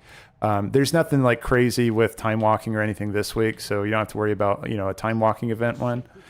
But there is like the dungeon bonus where it's like you can get extra reputation and all that kind of stuff. Just grab all those things just in case you do those in the given week. You want to get credit for the things you're doing, especially if you're on limited time to play. But yeah, that's what I would suggest. But it sounds like you're already on the right track anyway. I think your strategy sounds really solid. Hugo, you said if you do world quests for 2 tier 8 delves, your vault loot would be 616. Right? Yeah. No, absolutely. That's the wonderful thing about it, Hugo, is that at a baseline, if you just wanted to get one 616 piece, let's talk about minimums because I love that. Anytime we talk about like 20% effort for 80% of the result, if you just wanted to get a 616 piece for the given week, 2 tier 8 delves, and you got it. Like hell yeah. So you're saying in 30 minutes, and again, I'm going to say like at a baseline, you can probably complete them faster or maybe a little bit slower, but I think on average, it's safe to say that people can kill them within 15 minutes. Maybe not if you get distracted, like I tend to get distracted, but no, like maybe in the ballpark of 15 to 20 minutes. So, okay, we'll say 20 minutes, 20 minutes to do a delve. Then you can get, for 40 minutes of progress in the entire week, you can get a 616 piece. I think that's wonderful. I think that's really, really good for players that don't have a whole lot of time to play, but they still want to keep up on their character. Or, hey, dude, life happens, man. You're busier one week. At least having that minimum established where you can just know you can go ahead and get that gear, and you're not going to be punished hard for just having a busy week, because that happens, dude. And you shouldn't be pressured to like have to keep up with the game when you got busy shit going on in life. So, hell yeah. No, I think it's wonderful. I think it's wonderful. Really, really good change for them. Do you have DBM enabled, Glad? That shows up with the upcoming boss's spells and when to interrupt. Yeah, I do. It's just Legacy, I do. I just have DBM as of, let's see, whenever I switch over my new computer. But yeah, I have it on. I don't think I really need it at this point. I know kind of all their mechanics, but I'm kind of waiting to see if they tell me anything I didn't know about. I like this little thing that appears above their head, so it shows me enrages and stuff. Really nice. No, it's good. It's nice to have. Pretty legit. Thorforn said, I got the to the point in Delver's Journey, I can purchase restored coffer keys from Sir Finley for 2k undercoin. Awesome. Thorforn, I got a question for you. So I know all you're going to be able to test it is that you can go buy those now. If you do end up buying those, can you let me know if those respawn on a weekly or if those respawn on a daily, or how often can we buy those, or are they one-time purchases? I'm just kind of curious on that, Thorforn, because I'm not quite as far along as you are in that regard. You know what? I just looked. I haven't done the muscles yet. I need to go back and get the muscle crates. But yeah, I really appreciate that, man. Let's see. ML said, wait, what's happening next week? ML, we're going to have a Delvers event. So it's the same as the Sign Weekly. Sign of Battles this week. We'll get 50% increased honor gained. Next week, it's going to be increased Delver stuff gained, right? And we're going to have a Sign of the Explorer is what it's going to be called. So that's going to give us 25% increased undercoin, 25% increased companion experience, and then 25% increased Delver's Journey. All that stuff is going to be coming in next Tuesday. And so just by extension, what we want to start doing if we're trying to min-max this system is we want to be saving our keys for when those that weekly comes up, when the sign comes up, because as of now, there's not really a cap on those. So we want to save those, crack all those keys open in the week that where our sign is. And when I say our, I mean like Delver's sign. So if we are the weekly, then we can go ahead and just crack open all those keys in that week to get 25% more baseline credit or rewards for that specific week. So just an idea there. That's what's going on. Malthus, you said, does that lead to increased gear? Malthus, let's see. Is that going to lead to increased gear? It's going to lead to increased, let's see, I'm just looking. I'm thinking through. What player power can we expect from that? You are going to be able to get through the Delver's Journey faster, which means you can get more keys from Murgleton. You're going to be able to get additional Warbound gear faster, which is going to be veteran Warbound gear you can send to your alts. Let's see, what else can you get? It's going to be cosmetic stuff for sure when it comes to getting to, because I'm just thinking basically I'm running through this thing in my head, right? Because this thing you're going to be able to get through faster. Trusty hat, purchasable keys, resonance crystals, and then also the Warbound equipment. Oh, it's adventurer gear. Sorry, Warbound adventure gear. I wish that was higher for the record. And then finally, you can get, here we go, guys. Discounted restored coffer keys. You can purchase restored coffer keys from Sir Finley at a 50% discount once you max that out. There you go. That's going to be your player power right there. If that's going at 50%, that means 1,000 undercoin per key, which is going to be more coffer chests that you can open, which translates to more Delver's Bounty. Again, Delver's Bounty is that hero piece of gear that we're going to drop. Eventually, when we do have all hero pieces, we're still going to be getting our gilded crests from that one. So, okay. At that point, I just thought through it out loud, but yes, you are getting more player power through, getting more Delver's Journey in that given week. So that would be a player power decision. If you're interested in pushing your character to the max, you would want to go ahead and save it for those given sign weeks. Super Ben GG said the purchasable keys show up as red in the vendor, like it's restricted. I'm assuming they are not red next week. So so Super Ben here, I just wanted to show you again here. So look at this. Our Delver's Journey, we're not unlocking that until we're here. They're red for me too. They're red for everyone that's under this amount. Thorforn, for example, he's already after this, like he's past this. And so he's able to purchase those, and he'll report back to us and let us know. And it looks like he did say something about it. Let's see, I was told 3 weeklies per tune, so you transfer the undercoin. Okay, no, he hasn't mentioned anything yet. And I think he won't be able to confirm it until next week. Because I think per week we might be able to purchase these. But I'm just not sure. But yeah, you need to get it here first before you can be able to buy those off of Sir Murgleton. Okay, just so you know. Mr. Bobas said undercoins can also be transferred to your alts. Not sure if it was mentioned. That's a good point there, Mr. Bobas. So you can transfer it from your alt characters. Also, too, guys, just keep in mind your Delver's Journey is something that really benefits from alt characters. There's no cap, and tell me if I'm wrong, but I haven't seen a cap for anyone that's running multiple characters to push their Delver's Journey faster. I'm in the situation where I don't have any 80 ults that I can really go hop on and grind. But yeah, that would be one way to get to that breakpoint faster. And that might be a consideration we might want to do before next week. So we can go ahead and here, I'm going to go ahead and just pop these. Don't forget the spores can work in your favor, guys. You can blow up those guys with that. Spores will damage enemies, is what I'm telling you. Let's see. I'm going to go ahead and fight this guy while I've Call the Wild up. Yeah, I see. You see that blew that dude up over there. Let's go ahead and Ascend too. I'll go ahead and just get this damage out.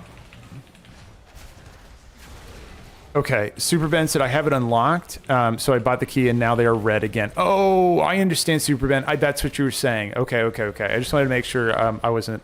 Yeah, I want to make sure I was explaining it. Okay, gotcha. Super Ben, thank you for saying that. Really appreciate it.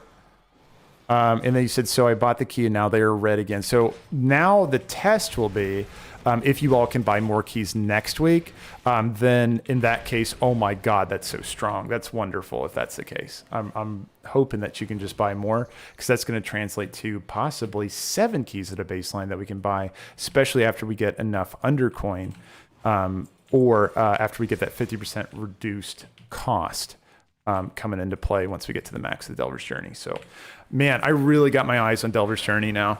That sounds really nice. And the fact that we're getting 25% increased experience next week is just wild. I'm going to skip him. I don't like Reno's buff. I don't know about you guys, but I feel like Reno's buff that he gives, like for killing him as a rare, it just sucks. I feel like it never procs. It's not worth the effort. It's not worth the time. I just tend to skip him. Giago, he said, if they unlock it at when was the reduced keys, so it makes sense to refresh each week. So let me see. If they have an unlock at the end where price is reduced for keys, it makes sense that they refresh each week. Yeah, that's what I was just thinking, Giago. So I feel like that kind of soft confirms it.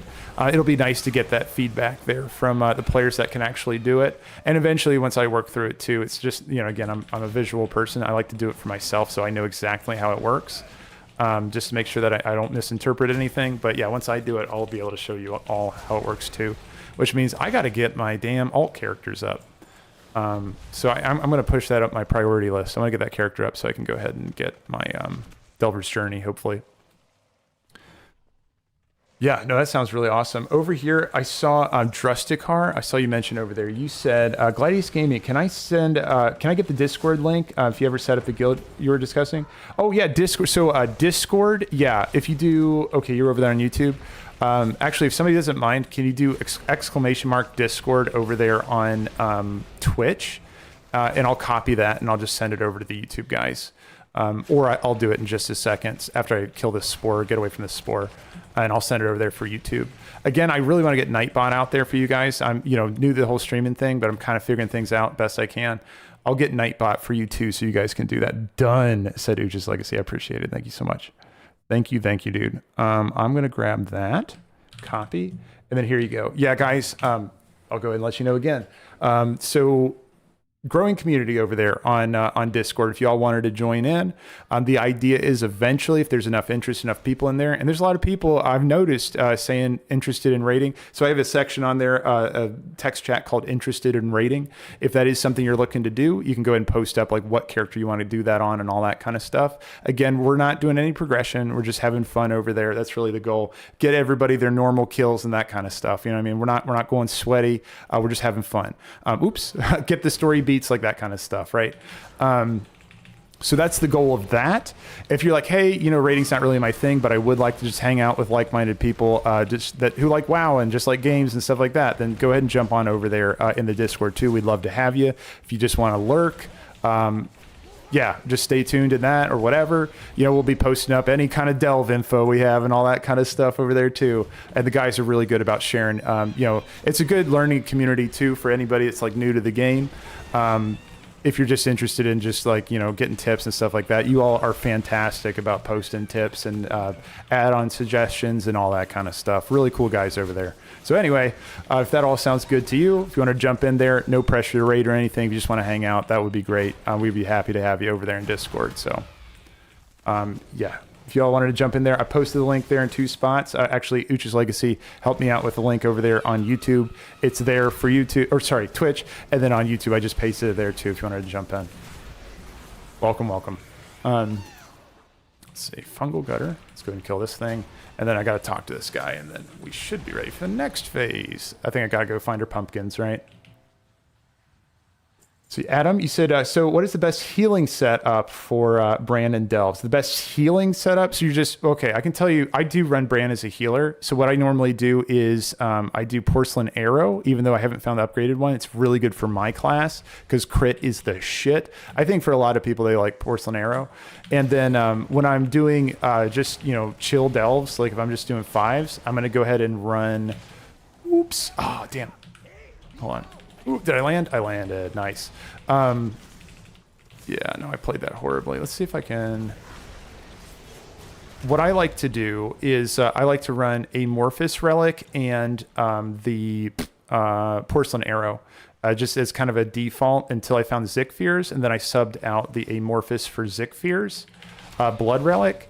And if I'm doing a push on Zekvir or doing a push on tier 11s solo or whatever, if I feel like it's going to be challenging content, I'm going to run Amorphous. And I'm also going to run, if I'm on Zekvir himself, I'm going to do the, the Idol Totem. You know, the one where it's like, it taunts everything. I can't remember what it's called off the top of my head, but I'll run the Totem Idol that's going to just be a defensive that it'll taunt everything around me when I go below 50% health or 40% health, I think it is. But yeah, that's kind of like what I rotate through.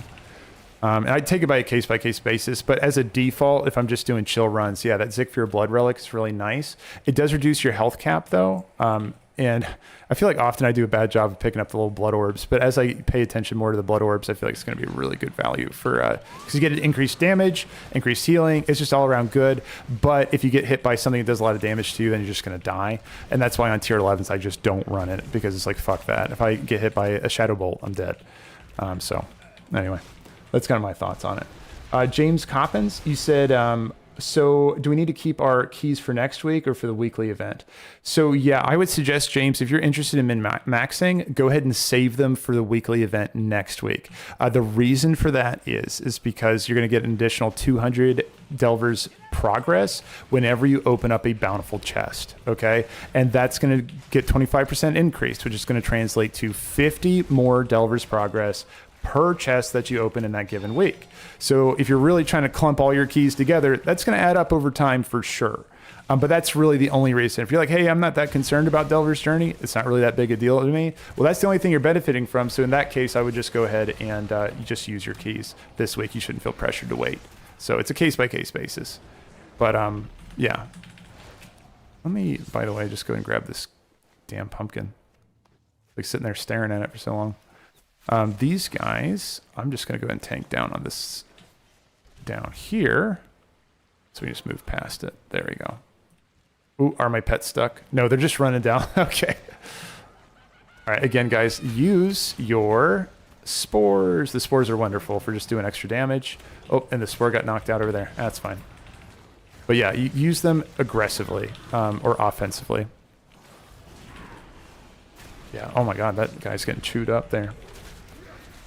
Mavericken said Brann DPS is a 4-4 rage is hilarious. Yeah, so Mavericken brings up a good point. If you are running a healer, so I was curious on your question if you're talking about if you're playing a healer or if you're talking about Brann as a healer. That rage relic is really good for healers, just like Maverick is saying, because like it's going to make him bleed over time. I'm just trying to get these spore bits off of me so I can open up this damn pumpkin. There we go. But now, if you are running a healer, definitely take that Rage Idol because you're going to be able to just, juice up your Brann to do tons of damage. I saw that up there. That's fine. I'm going to skip it. Absolutely, Justicar. Welcome in, man. Yeah, you said thank you for the Discord link. Absolutely, absolutely. Yeah, welcome in, welcome in.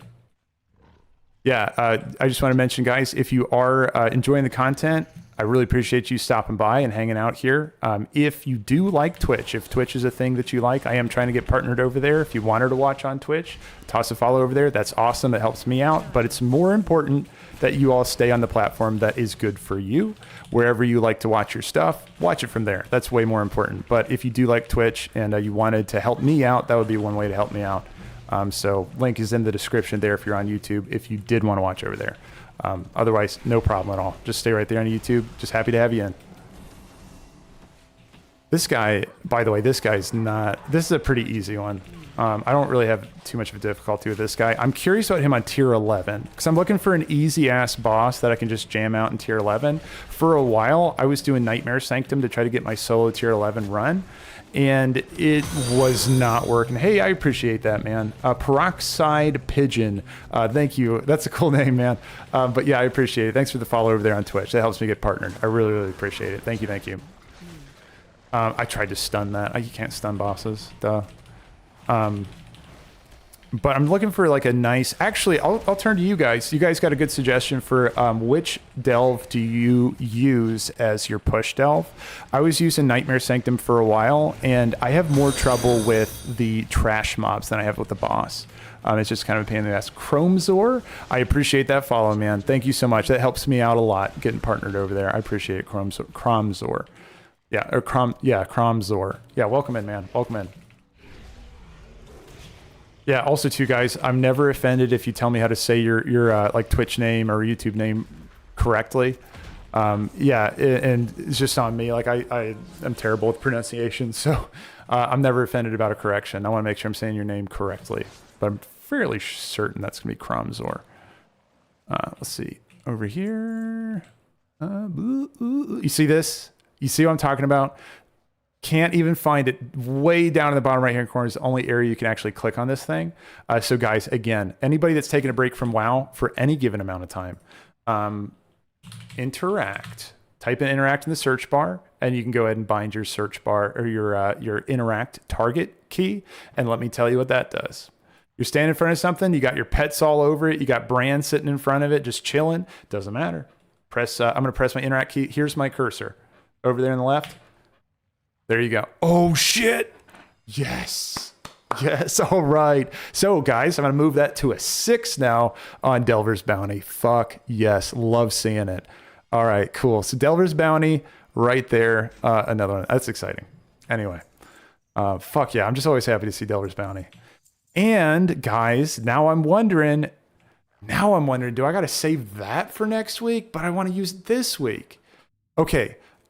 Does anybody remember, do we get any Delver's Journey inside of our keys? Inside of the, the hidden caches?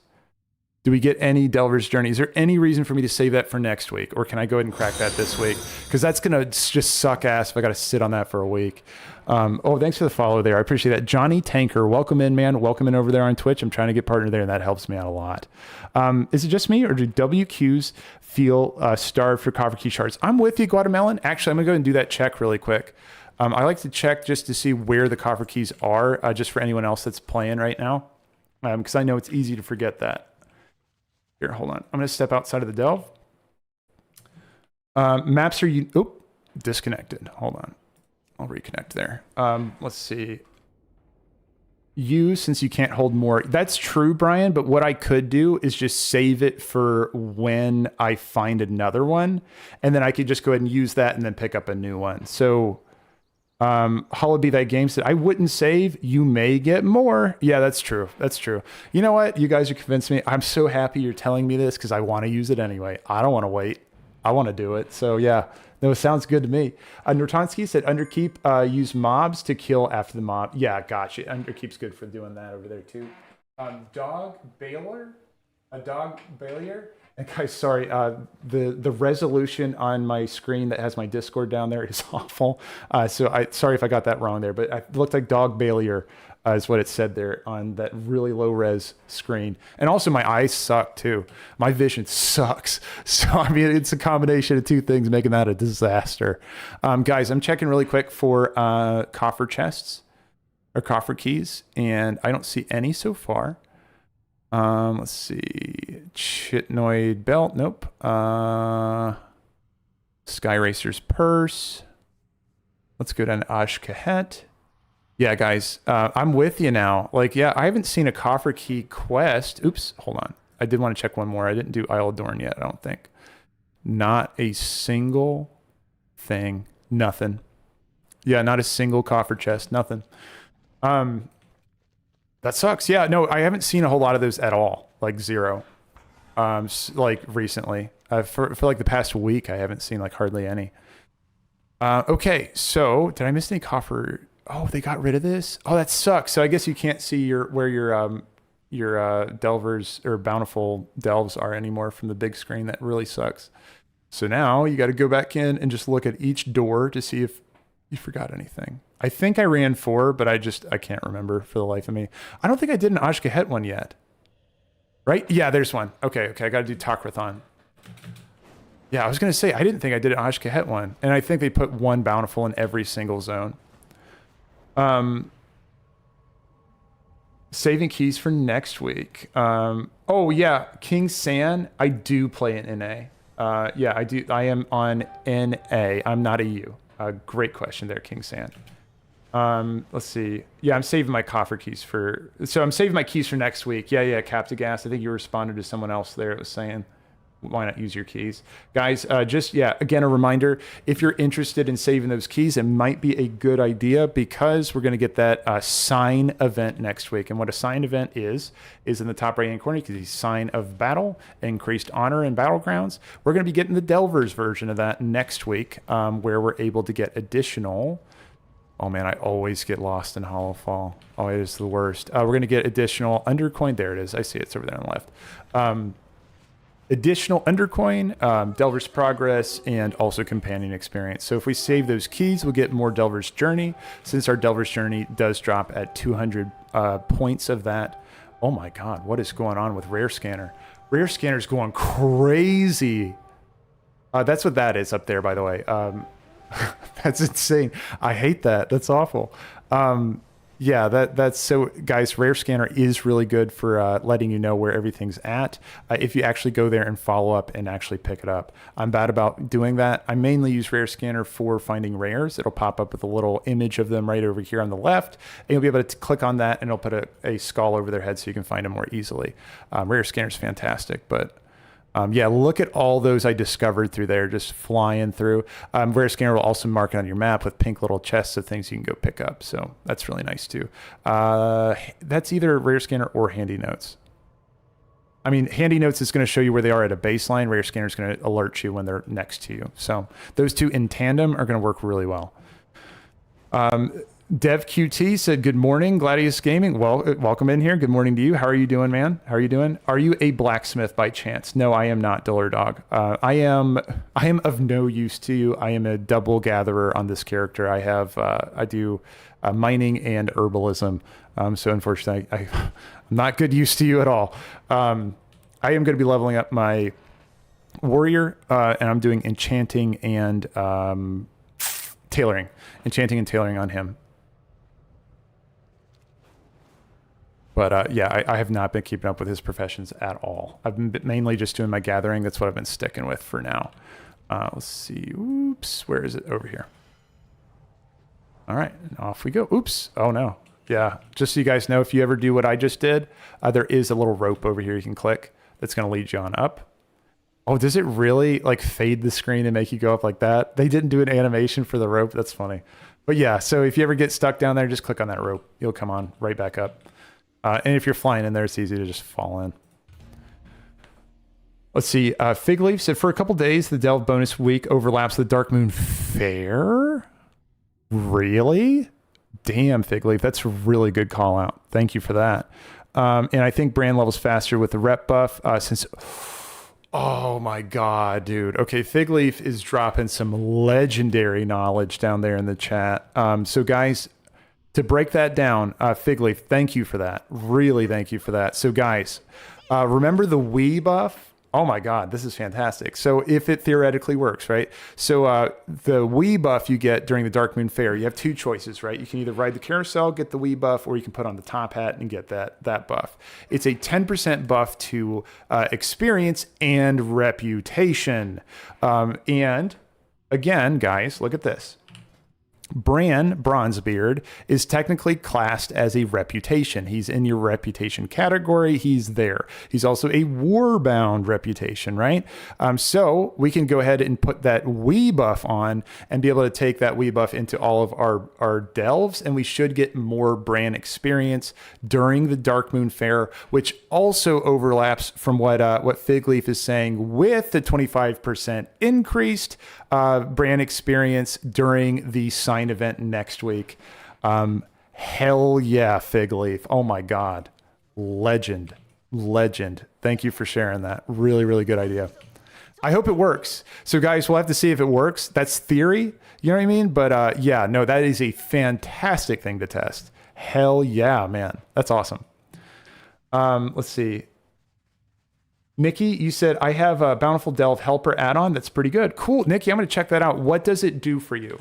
What all does it do for you? The Bountiful Delver add-on. I'm really curious on that. And guys, always check your Necromancers first. Those guys, they do a shit ton of damage. Again, anytime you got a caster in Delves, you want to keep an eye on them, interrupt their casts.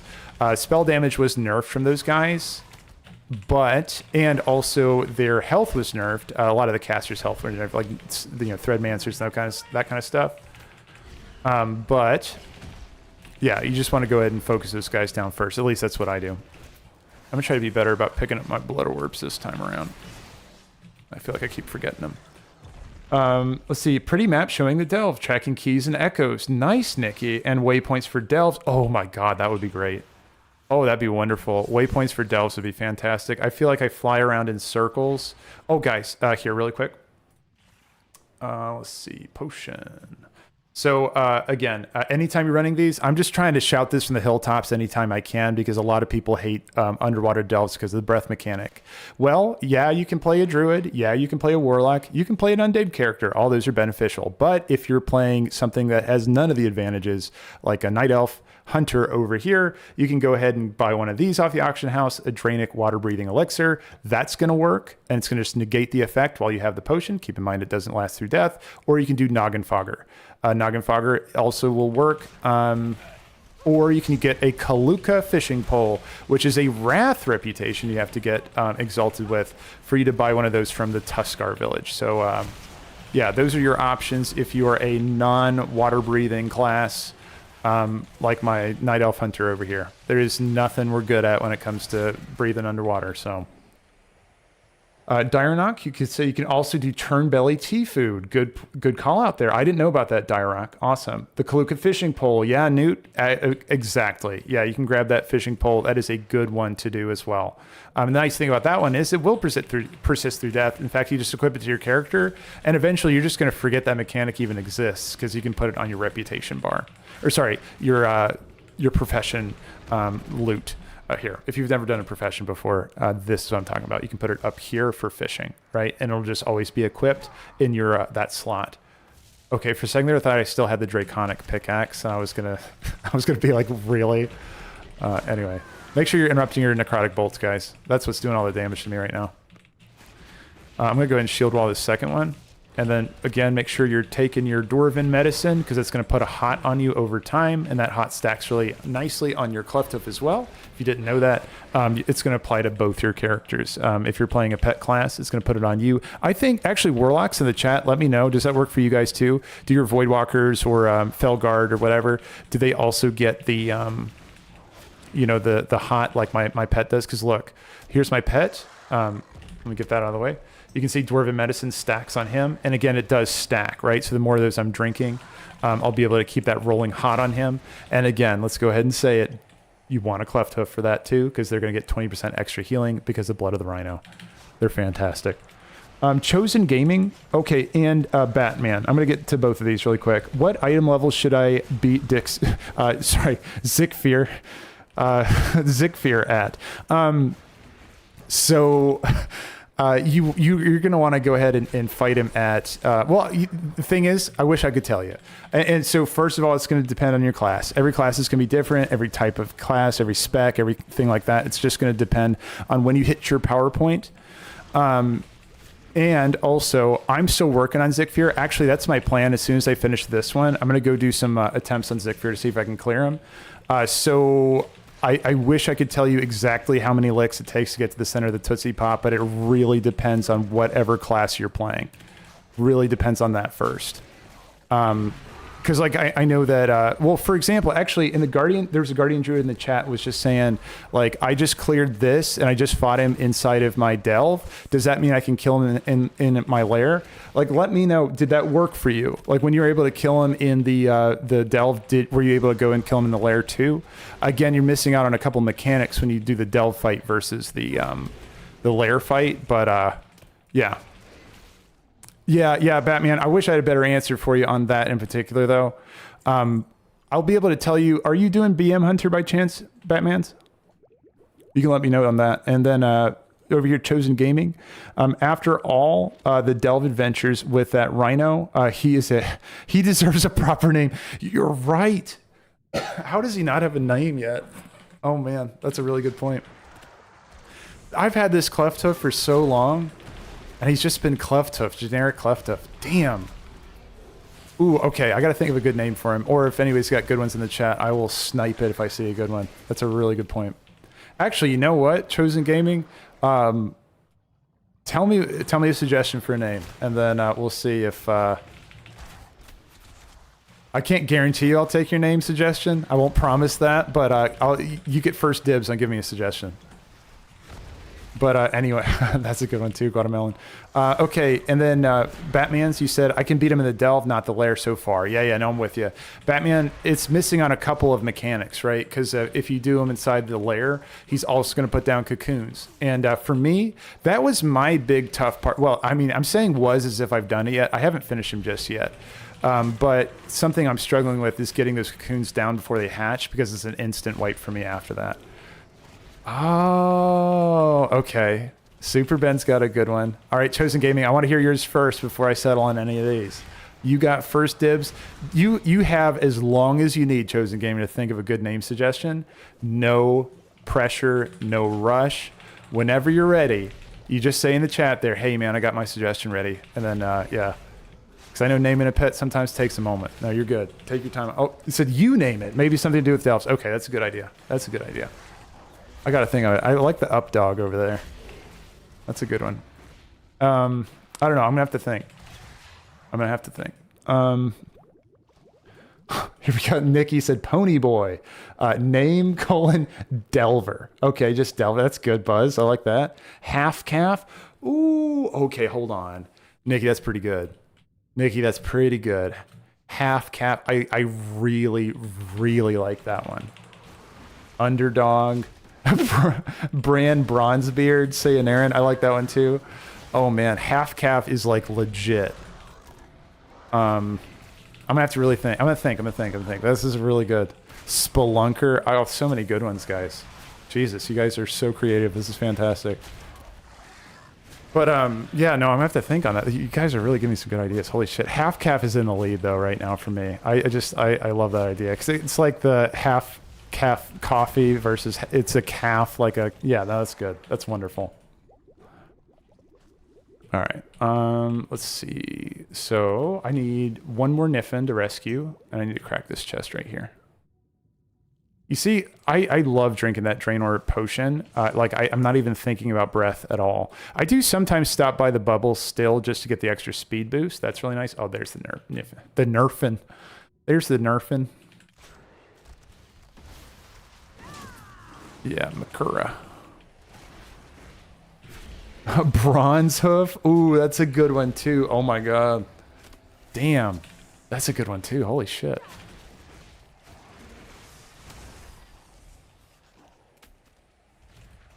Yeah. Oh, I love Lightning Bottle. Lightning Bottle triggers after you stun somebody and damage them. Then you start emitting electricity, and it's just like an AoE damage pulse. Really, really nice. The only thing that's awkward about it is that you gotta like stand right up on top of the mobs. And as a hunter, it's like kind of weird. We still can do it, but it feels kind of strange just chilling, especially when he's doing that bubble move. That bubble move, if you stand like right on top of him, like right here, it can just straight up one-shot you, because it comes from a center point and then goes up. So it's like a melee mechanic for sure. All right, last Niffin is done. And now let's move on to the next spot over there. Better Brann Guatemala. That's good too. Oh my God. I need to put these on a spreadsheet so I can think about them.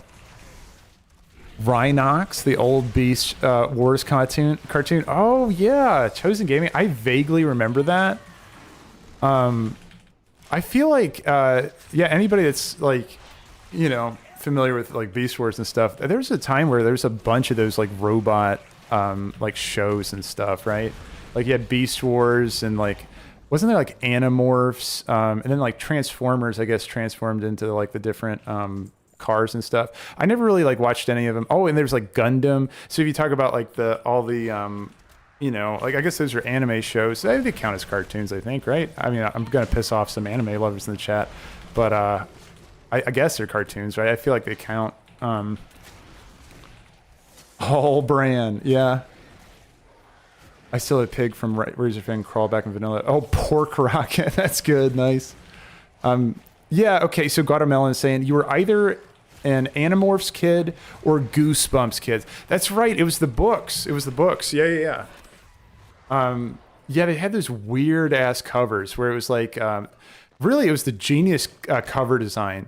Because every time I saw one of those, it was like hard not to look at, where like the characters are slowly turning into the animal. Because I think that was like kind of the whole gist of the book, right? Because I never really read. I read Goosebumps, so I guess I was the Goosebumps kid, Guatemalan. But I did see those covers where like the character was like transforming into an animal, and it was hard not to look at because it was like, oh God, that's weird. But yeah, no, Goosebumps was the shit. What was the author on that? R.L. Stein, right? That was the author, I thought. No, he was legit. He was like the young person's oh, who's the guy who does like the who wrote The Shining? And Crichton, right? Crichton wrote The Shining. He was like a young person's Crichton, I feel like. I don't know. Good morning to you in McKinney TX. Welcome in, man. Really appreciate it. Welcome. He said, good morning all, and good morning to you too, man. How are you doing this morning? Ren and Stompy. Hugo's still going with the genius ideas. And David saying Animorphs was my favorite. Awesome, dude. Do you have a particular book that you like the most? Like which one you like the most? And also, I got a question for you, David.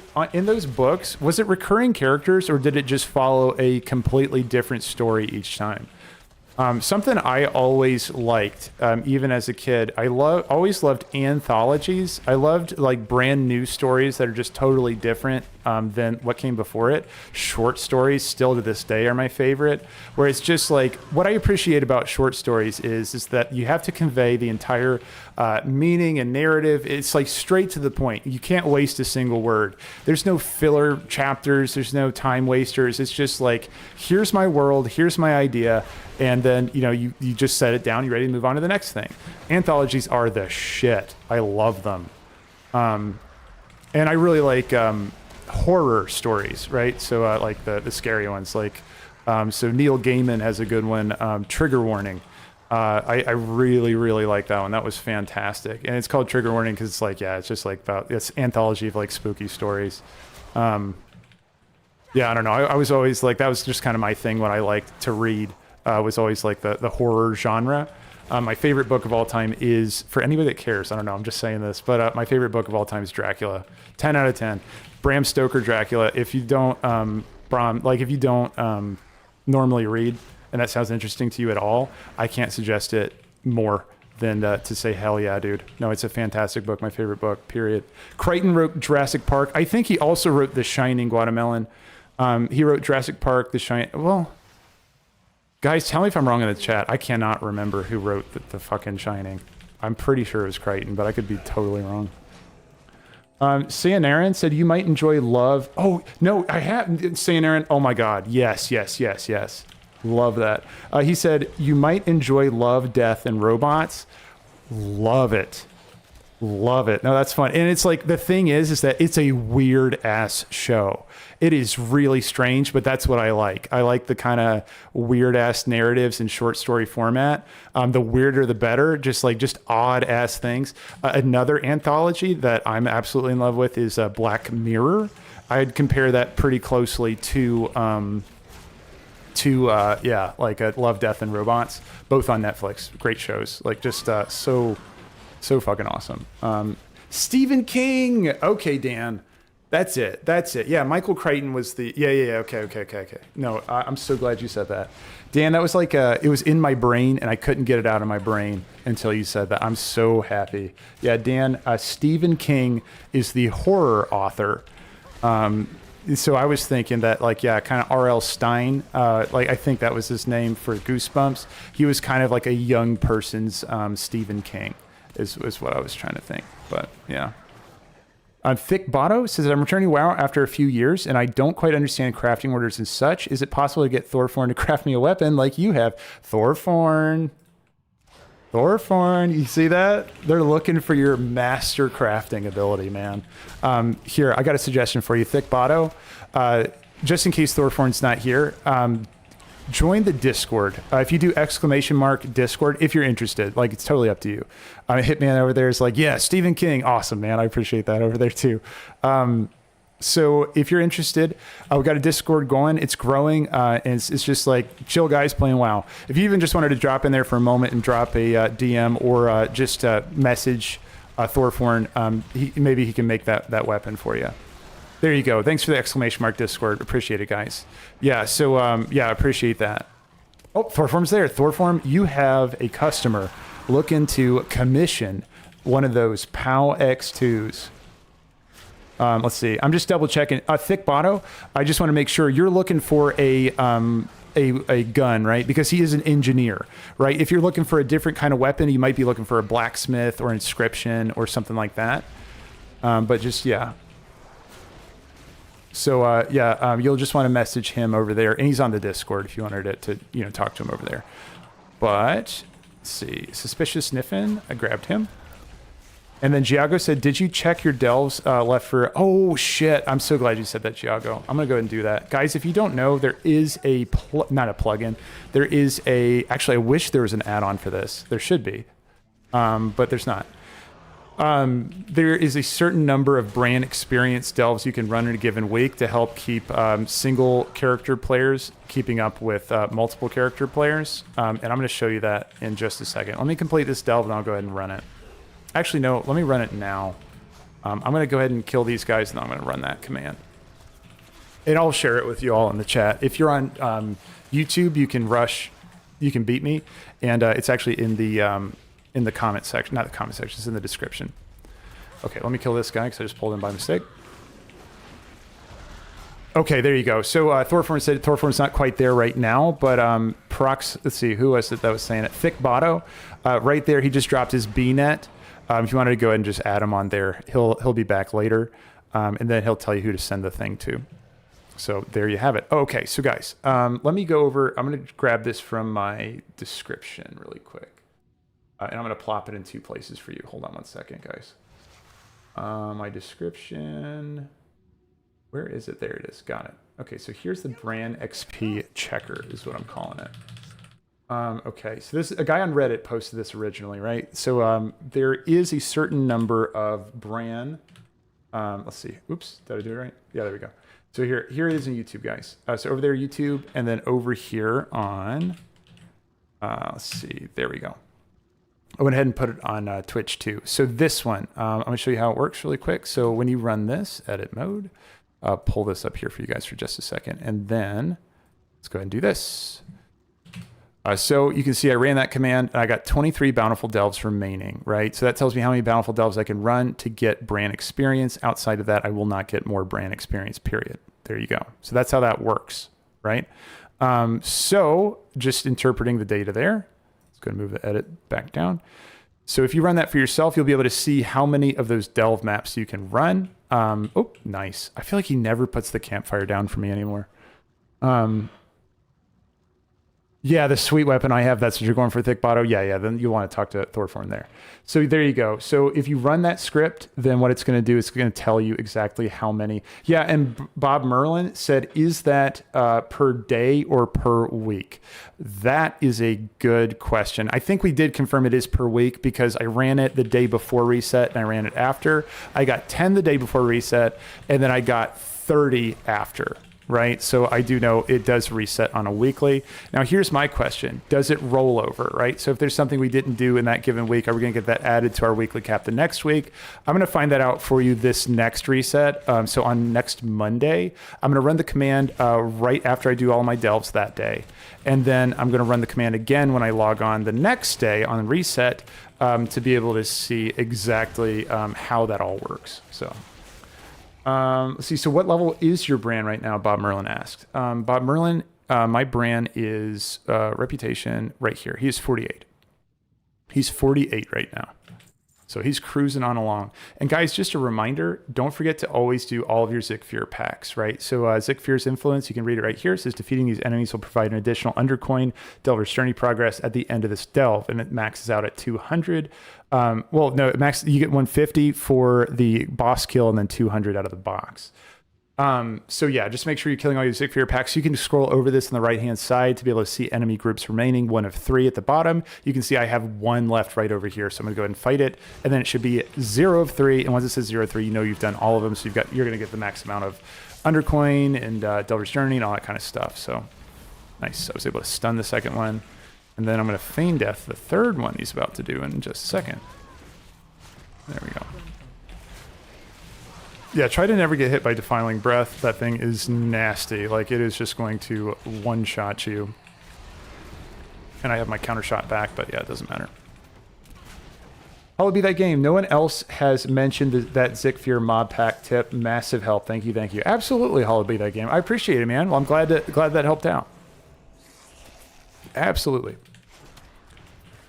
Let's see. Sarinaran said, if it works like war mode currency, the cap just raises each week, not reset. Yeah. So, right. Sarinaran, that's also familiar to anybody doing crest caps. So here, guys, this is what Sayanaran's saying. He's saying, I think it's going to work like the crest caps over here. So you see how our season maximum, if you remember last week when I was talking about this, it was a different number. I can't remember, like 480 or something. That second, like after the slash, that's going to be how much you have left for that given season. And it's going to increase each week. It's just making sure that people can keep up with, people really pushing content above them, right? It's just kind of like a gate that's slowing down the really fast guys. All right, and we're gonna do some advancement, or I'm gonna try to do some progression on Zekvir after I do this delve here. Excited. I haven't seen his ass for a week, and I'm stronger now than I was. I'm gonna jump up there and use some of my crests too, see if I can upgrade any of my pieces so I'm ready to roll when it comes to him. I just thought too, there was an upgrade I got. I'm gonna go ahead and put this on instead of this. Ooh, instead of a hero one. Yikes. Wait, hold on. I thought I had a hero serum. Hold on. Where's my serum? Oh, I wasn't even running my hero serum. Okay. Well, that's a problem. Imperfect ascendancy. Because I have it in my macro. I just want to make sure it's not replacing it by mistake. Okay, cool. Well, that's something. And then I want to be running my Spelunking's Waning Candle. That's a really good one for, for BM as well. So I'll run that. Vesamora said, am I stupid? You're not stupid, I'll tell you that. But I can't get the script to work. No, you're good. So Vesamir, basically what you want to do is you want to make sure you delete anything I have before that. So basically I set you up for failure, and I'm going to tell you why. I pasted it in there, and I also, I also included a quotation mark at the start. And the reason I did that is so that it goes through as a text message instead of trying to do a command on Twitch and YouTube. So that's why. All you need to do is just look at what I pasted up there, remove the quotation mark at the start, and then you can go ahead and run it if you start it with the slash character. So no, I did that to you. You didn't do that to yourself. You're good. Giago, I would also check your renown progress to make sure you've hit the tier rewards to the restored coffer key. Yeah, exactly. That is a really good idea. Giago, what I'm going to be doing is I'm going to be taking all these tips because you all are just dropping some legendary tips out there. And I'm going to be putting this stuff into a video guide for people, because I think what's important is that even if we're not saving our keys, we do just cluster up as much as we can of our keys that we're going to be opening next week for that Delver's Journey. So yeah, and so on that note, guys, if you've thought of any ideas that you want to share with everybody, share it all, share it all. Because like as a group, the more we share with each other, the better like all of us get at doing this kind of stuff, the more we learn about it. Because like we're way more powerful as a group running this stuff and like figuring out what works and doesn't work. Because it's just more data points, and then we can recreate other people's successes. So Vesamora said, I definitely thought I tried that, but it worked after you explained it. Okay, thanks. Absolutely, Vesamora. Yeah, no, you're good. You're good. Let's see. Sandro said, don't think he did. Whoops. Okay. Oh, man. Wait, hold on. Did I get hit by I walked in a mushroom, didn't I? Oh, man. They say they do one-shot you. Oh, that's hilarious. Okay, he said, oh, shit. Sandro. And who said it? Chris. Yes, you're right. I didn't use it. Whoops. I didn't mean to save it, but I can use it. All right, guys, we're coming in for one more delve. I really want to do some Zekvir progression, but if I do that delve, I might get a hero piece. Ah, fuck. All right, we're going to do that. We're going to go do that delve again. Thank you for saying that. I appreciate it. I totally forgot. And also notice, guys, that I'm not going to take my potion, my Draconic potion, because like, again, in this delve story, you do get that like little button in the middle where you can just kind of create a button below you. I'm going to go and use my... Oops, I almost blew up again. But yeah, there's no excuse for me as a BM hunter getting hit by those mushrooms. Because, like, again, we can cast everything while moving. And those are just going to sit right under you, so... Whoops. Okay, and I got to make sure, too... I got to check my macro after this to make sure my macro is not subbing in the wrong... the wrong ascendancy trinket, because I think what it's trying to do is like change my ascendancy trinket from the hero one to the champion one. So I might have to just sell my other one so I don't keep doing that. Giago said, I want to see how much Delver's Journey this chest awards. Oh, okay. Well, Giago, unfortunately, I'm not going to be cracking this chest, Giago, but I did crack one already, and I tested that last time, and it is 200 Delver's Journey you get on a tier 8 delve. 200 Delver's Journey is what you get out of a chest of a tier 8 delve.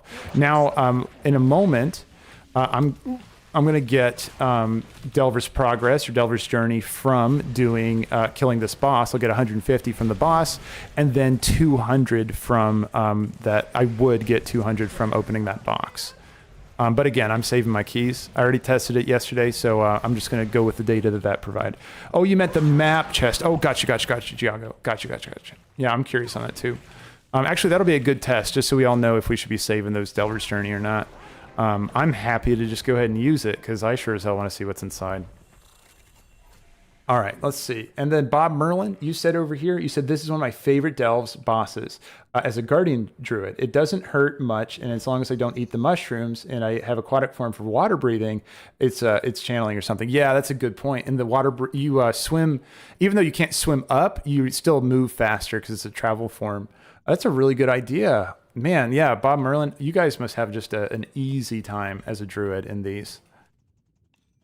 Okay, inventory is full. What else is new, man? All right, I'm going to go ahead and hop out of this. And then I'm going to go ahead and sell my junk. And then I do want to go ahead and, you know what? I could just run this one again. Or, tell you what, let me know in the chat, guys. Which one do you guys use for progression? I know a couple of people said one earlier, and I totally forgot it by now. Which ones do you guys use as a fast delve just to cram out? I want to do as fast of a delve as possible so I can just jump into some Zekvir trying... some attempts, I guess I should say. Yeah, which one do you guys use for when you're trying to go fast with like progression? I'm also going to go ahead and sell my junk. Earth Crawl. Okay, I'll try that one. You were the first one that said it, so I'm going to take the first suggestion that dropped. Earth Crawl Mines. Where is Earth Crawl Mines? Waterworks. I think it's down here somewhere. Where's Earth Crawl? Waterworks. Wait, are there only 2 delves? And man, I've done these 1,000 times, but let's see. Earth Crawl Mines. Earth Crawl Mines. Spiral Weave, Skittering Breach. Earth Crawl. Wait, is it? Oh, is it Anj Kahet? Spiral Weave. Underkeep. Zekvir's Lair. Shoot, where is? Oh, Earth Crawl. It's in Isle of Dorn. I remember it now. My brain has finally downloaded that. There we go. Yeah, it's down here. Oh man. Yeah. Earthcrawl. That sounds familiar. Yeah, no, you're right. Oh, there you go. All you guys are like, Isle of Dorn, first delve. Yeah, absolutely. Good point. Isle of Dorn. I appreciate it, guys. Dorn. Yeah, all of you were like, yeah, Dread Fit's fairly quick for me. Yeah, that's a good one too, Stellar. I've heard people say Dread Pit. Here, actually, guys, you know what I'm going to do? I'm going to land my damn mount right now, and then I'm going to go find that Delver's Journey, Delve map. Not Delver's Journey, Delver's Bounty. And I'm using it right now because I don't want to forget again. There we go. There we go. All right, now let's go up to Isle of Dorn, and let's go and crack that one out. Yeah, Bosa. I needed to do that right then because I knew I was going to forget. That's a cool druid flight form. I love the owl with the horns. It's really, really cool. I want to get that the flaming spirit beast from Emerald Dream, but you have to get a drop. You have to get the you have to get that mount, I think, right first from the heroic or mythic raid. Yeah, if you guys don't know what I'm talking about, it's like a fire owl. It's so cool. Like a flaming spirit-based fire owl that's like flying around a Mirdrasil, like in circles. And you can't even tame him unless you have a special item that you get only if you get the drop for the mount. Which is like another flaming owl that you can ride on the back of. It's like crazy cool. That's on my list. I want to go back and solo that and just try to pick one of those up because that would just be the coolest. Let's see. Mines and kobolds are slower. Okay.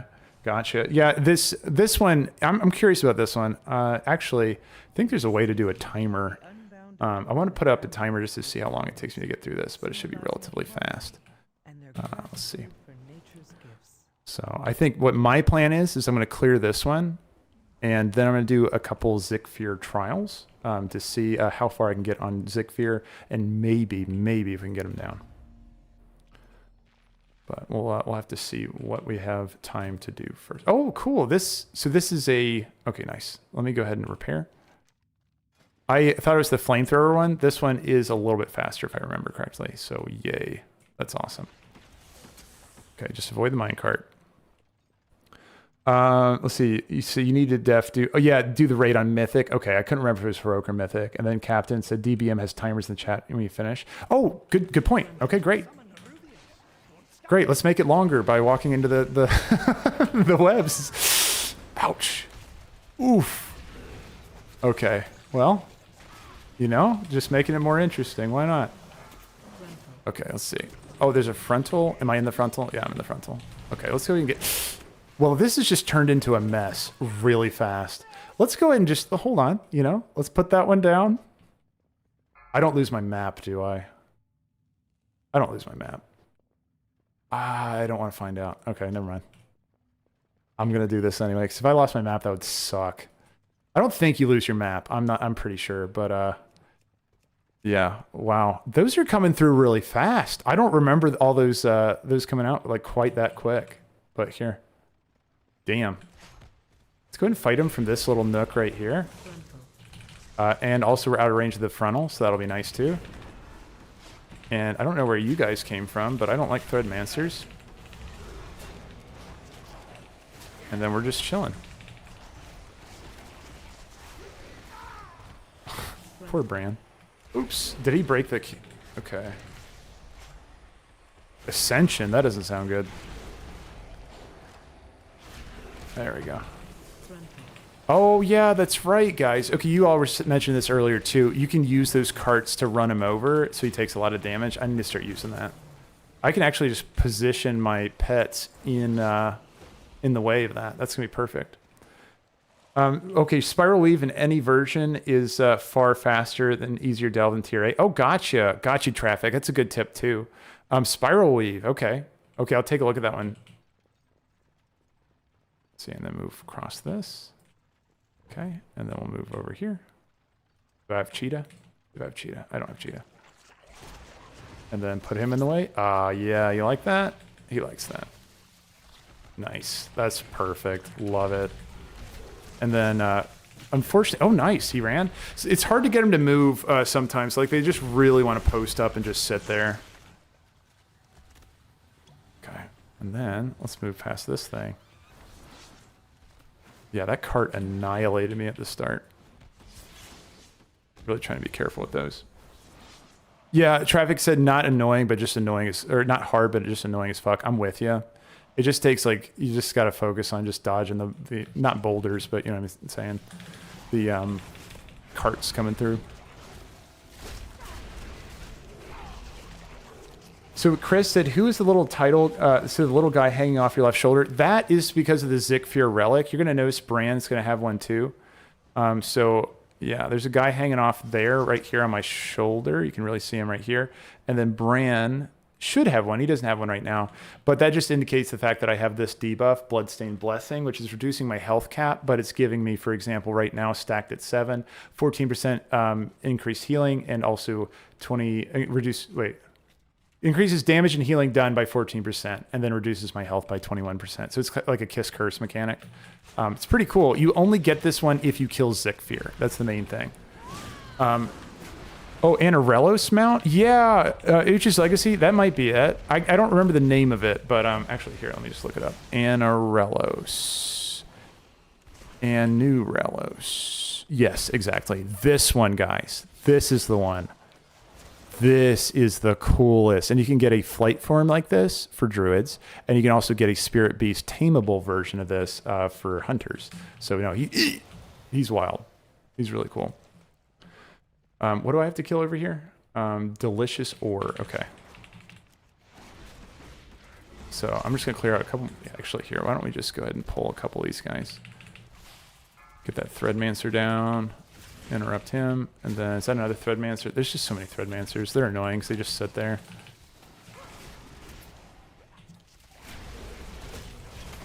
Yeah, you can't really clump them too well when it's Threadmancers. Just 2 Threadmancers. No, Slasher. Nice. Slashers do clump. That's really nice.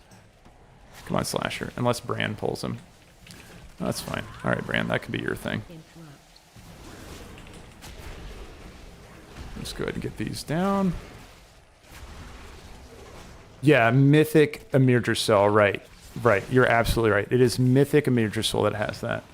Chris said, do you use recount damage meters? Yeah. Oh, I usually do. So I just switched my computer over to a new one. And so I don't have all my add-ons. Thank you for that reminder. That's the one I forgot. I knew I was forgetting a few of them. But yeah, I got like most, but yeah, I need to get recount on there too. Really, really good idea. Or details, I mean. Yeah. No, but to answer your question, Chris, that's the one I usually use is details. I used to use recount, but I don't know. At some point I switched to details, not for any particular reason. I just started using that instead. Matthew said, super easy to pull casters pack behind the wall pillar to cast misdirection on. That's a really good tip too. I've had trouble with casters like just shooting me through walls. So I like don't trust a lot of these walls. Okay. So it just materializes there. Okay. Yeah, it just full Harry Potter apparates, just like right there on that railway. Okay, and I have 2 more ore pieces. Of course, they put the ore like right next to the. Like, wouldn't it be funny if he got run over? Ah, I still got hit. Come on. I was clear of that. Okay, come on, get out of here. Oh, I hate this thing. There we go.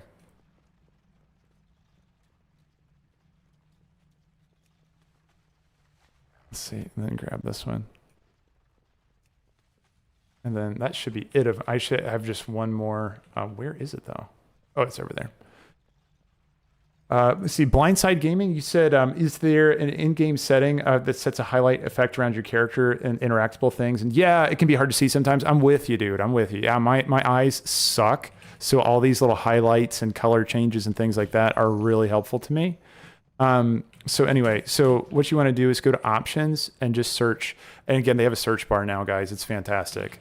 Highlight, you see, you can do self highlight. You can set your outline right there. And then, anybody know what the interactables is? Let me just interactables. No. Interact with target, NPCs, player, physics, icons. Shoot, I wish I knew what the enable interact, enable sound cue. Yeah, I can't remember. Try that highlight thing. It might be just a combined thing where it's going to highlight you and also the interactables together, or it might be in graphics settings. Like if I go to, let's see, options. Let's see. Graphics. Okay, and then let's go with I'm getting killed by something. Spell density, projectiles, depth, particle density, cluster, environmental detail. Here you go. Dude, I have no clue. Yeah, if anyone has a good suggestion for how to turn on the interactable highlights, let me know, or let him know in chat. But yeah, no, there is a good one for that. There is a good one for that too. But for now, just do the self highlight. That's how you do it. Just search highlight. And I would think the search bar would bring up highlight for interactables too, but it just wasn't. Let's see. There you go. Kill that guy. Not highlight. Oh, outlines. Okay, hold on. Sorry, guys. 1 second. I just want to get this down there to help out a fellow can't see it very well person. Okay, here you go. Right here, outline mode. Thank you, guys. Thank you. Awesome. Really appreciate that. So over here, if you go, yeah, outline mode, Stittles had it over there in Twitch chat as well. Outline mode, quests and objectives, and mouse overs. Okay, so you want to set it to everything. Yeah. Actually, target as well. Yeah. I don't know if I want target. Anyway, I'll have to think about that. But no, it's really nice. Just visual clarity. I'm big on that. I love visual clarity, and that all helps out a lot. Now, can I throw this on there? There you go. Okay. Oh, thanks. Nice. I didn't know he did that. There you go. So the miners are going to stomp on the webs for you. That's nice. Yeah, Blindside said, sweet, thank you. Sorry for this. No, you're good. No, I appreciate it. No, it's good for other people to know too. Like you're asking about it, but I guarantee you there's at least a couple other people that are like, oh man, I didn't know that setting existed. And they're going to find it helpful. So no, that's great. Grom says the setting you also see in the treasure spots quite clearly and aren't in the mini map. Exactly, dude. Yeah, exactly. Right. No. It's fantastic. Imagine if we had that way back in the day. If any of you have done that quest in Elwyn Forest where we had to find logs under trees and they were covered in grass and everything. Yeah, remember that? And the tip for that was to turn your graphics setting all the way down to 1 and it got rid of the foliage. Yeah. We've come a long way. Yeah, so it's a lot easier to see things nowadays. Let's see, Padero, you said, I'm sorry, I just joined. What is the event about and where can I find information about it? So Padero, basically here's the event. It's going to be the same as a sign event. It's called Sign of the Explorer. And it's going to give you 25% Delver's Coin, 25% companion experience, and 25% increased Delver's Progress. And Delver's Progress, just for, maybe you haven't been following it, over here on the right. Oh, there you go. Look at that. Just unlock that thing. Delver's Progress is going to be this right here, right? So you're going to move through that 25% faster, which is wonderful. So what that translates to is that we want to make sure we're saving our keys. If we're really trying to min-max this thing, makes the most of our event, we want to be saving our keys for next week when we have that event so we can get 25% more bang for our buck on that stuff. So yeah, that's that. That's what that's all about. Padero. Yeah, pretty simple, but like something that does indicate to us though, is that we do want to go ahead and start saving our keys for whenever our sign event comes up, if it's coming close or whatever. We want to make sure that we are grabbing as much of it as we can. Or saving our keys for that specifically so we can get more bang for our buck when it comes to our keys. The reason why keys are a consideration there, just to fully extend that out, is the fact that we do get 200 of our Delver's Journey applied whenever we use one of our coffer keys because it's found inside the chest. So by us waiting, we're able to take more advantage of that. So we can get that slasher hit again. There you go. Nice. I love getting them run over. Interrupt that thing over there. Let's see. Taco Loco said, I got my journey high enough to buy the key from the vendor. Nice.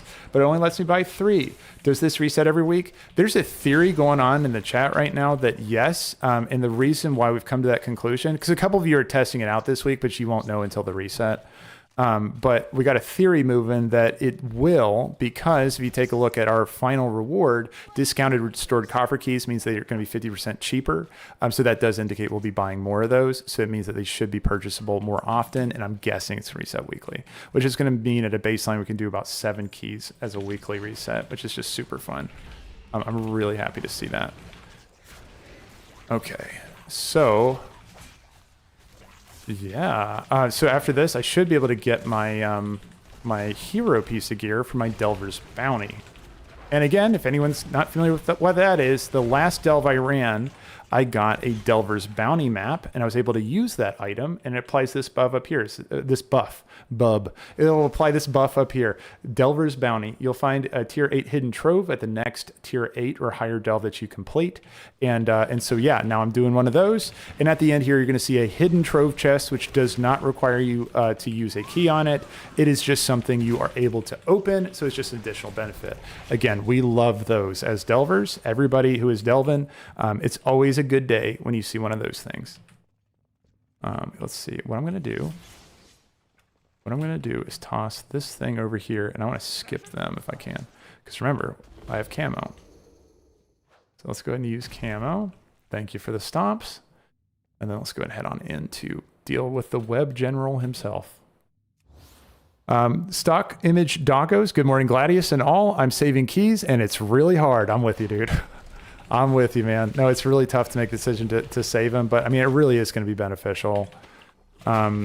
Yeah, and it is just a min-maxy thing. So if you're like, hey, man, I'm really excited about my keys and really want to use them, go right ahead. Go right ahead. There's nothing stopping you from doing that. You're really not going to be like really far behind or anything. This is just if you're just really trying to rush your Delver's Journey and that kind of stuff. Batman said, how many keys do we need to save? Just the keys that we farmed this week. So basically, the way you can think about it is just stop using your keys this week.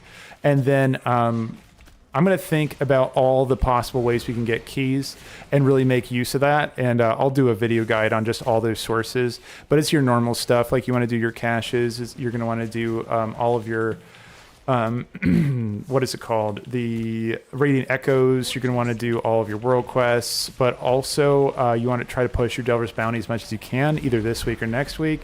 And hopefully if you're able to do it this week, you can buy your keys and buy more keys next week. And oh yeah, and world quests. I'm trying to think if there's any. Oh yeah, there's renown reputation rewards as well. You can get one-time purchases or turn-ins for those to be able to get more of those Bounder's Delves or more of those keys from the reputation guys.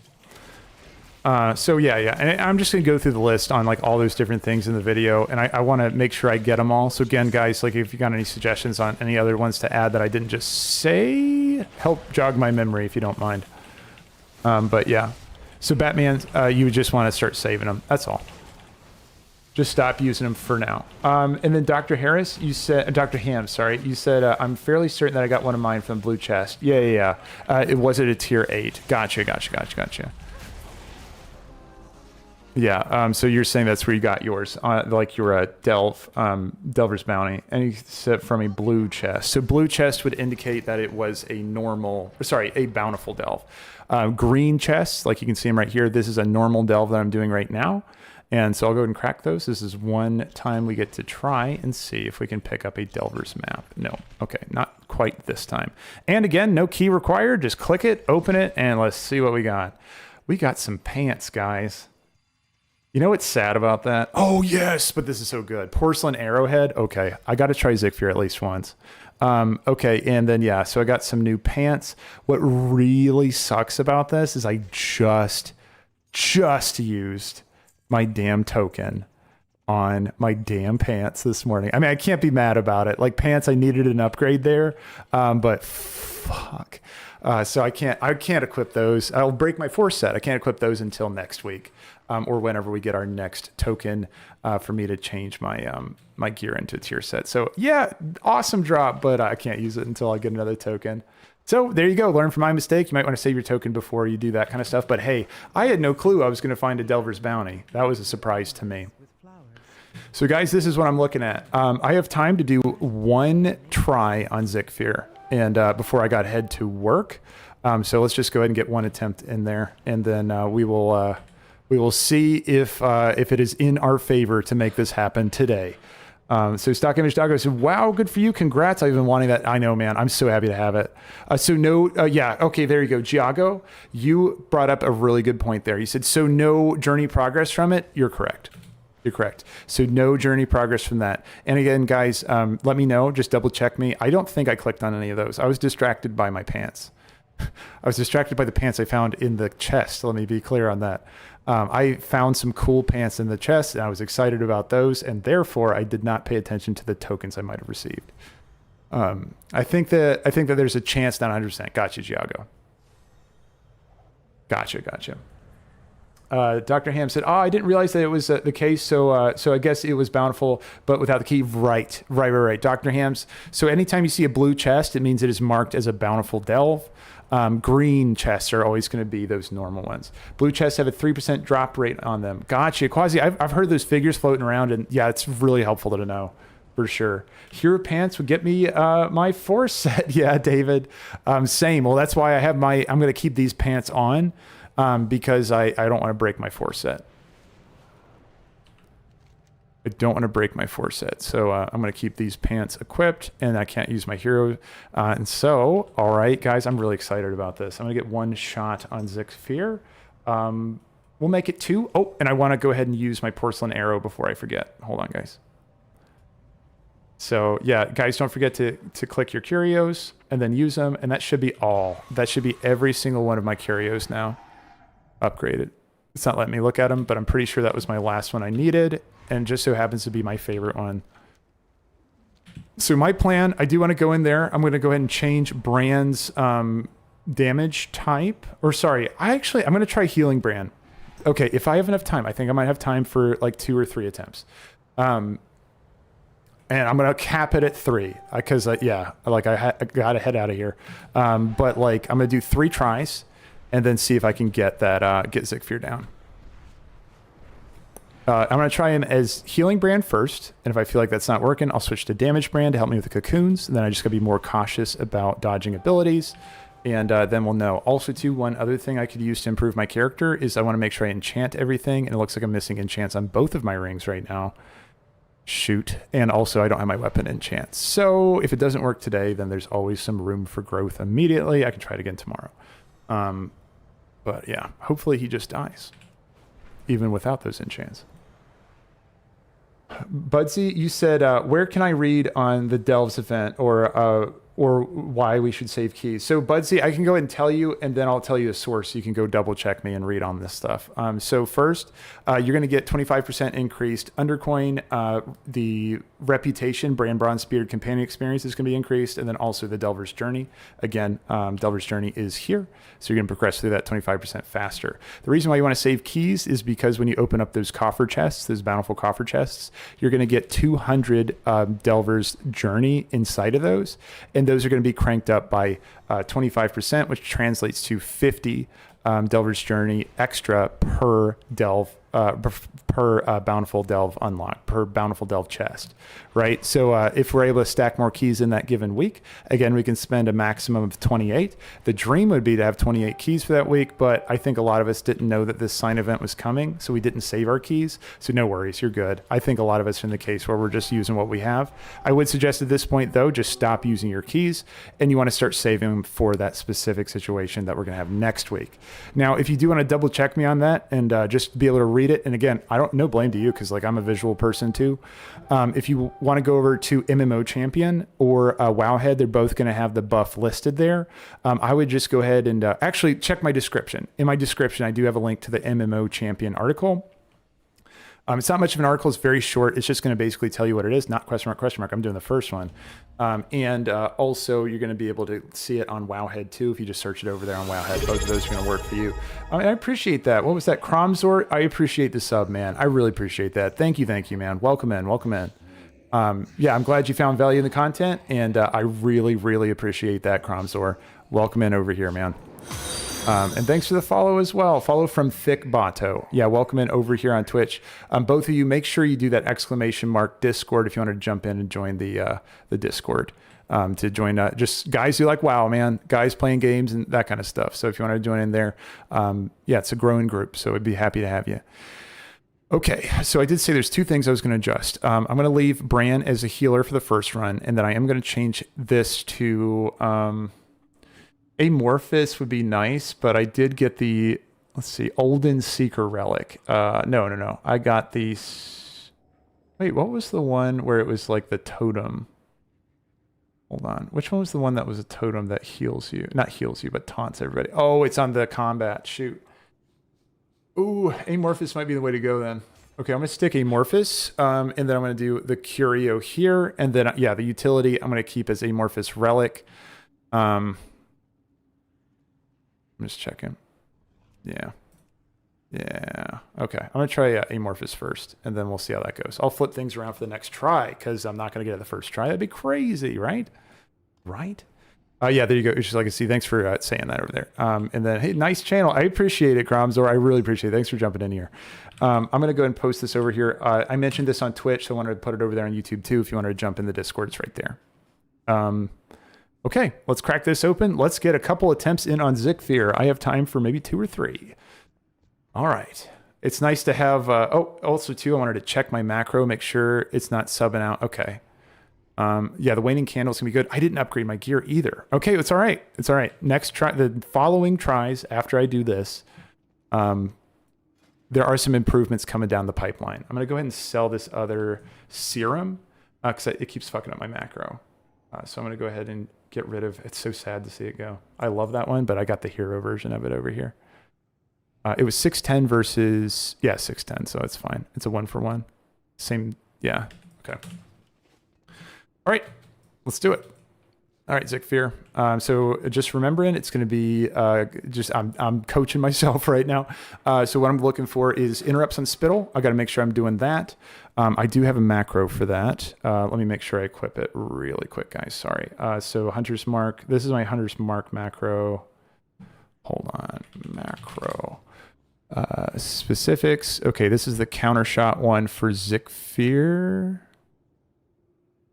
Wait, why does it say, oh, my focus target? Focus target, yeah, okay. Here, let's put that on here, okay? And I'm gonna go ahead and before the fight even starts, I'm gonna set his focus.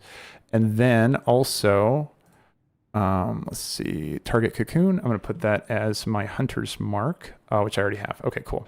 So that should target and put a hunter's mark on the guys when they pop up. Okay, cool. And then I have my focus target. If I just go ahead and use that every single time he starts to cast Spittle, it will be fine. It will be perfect.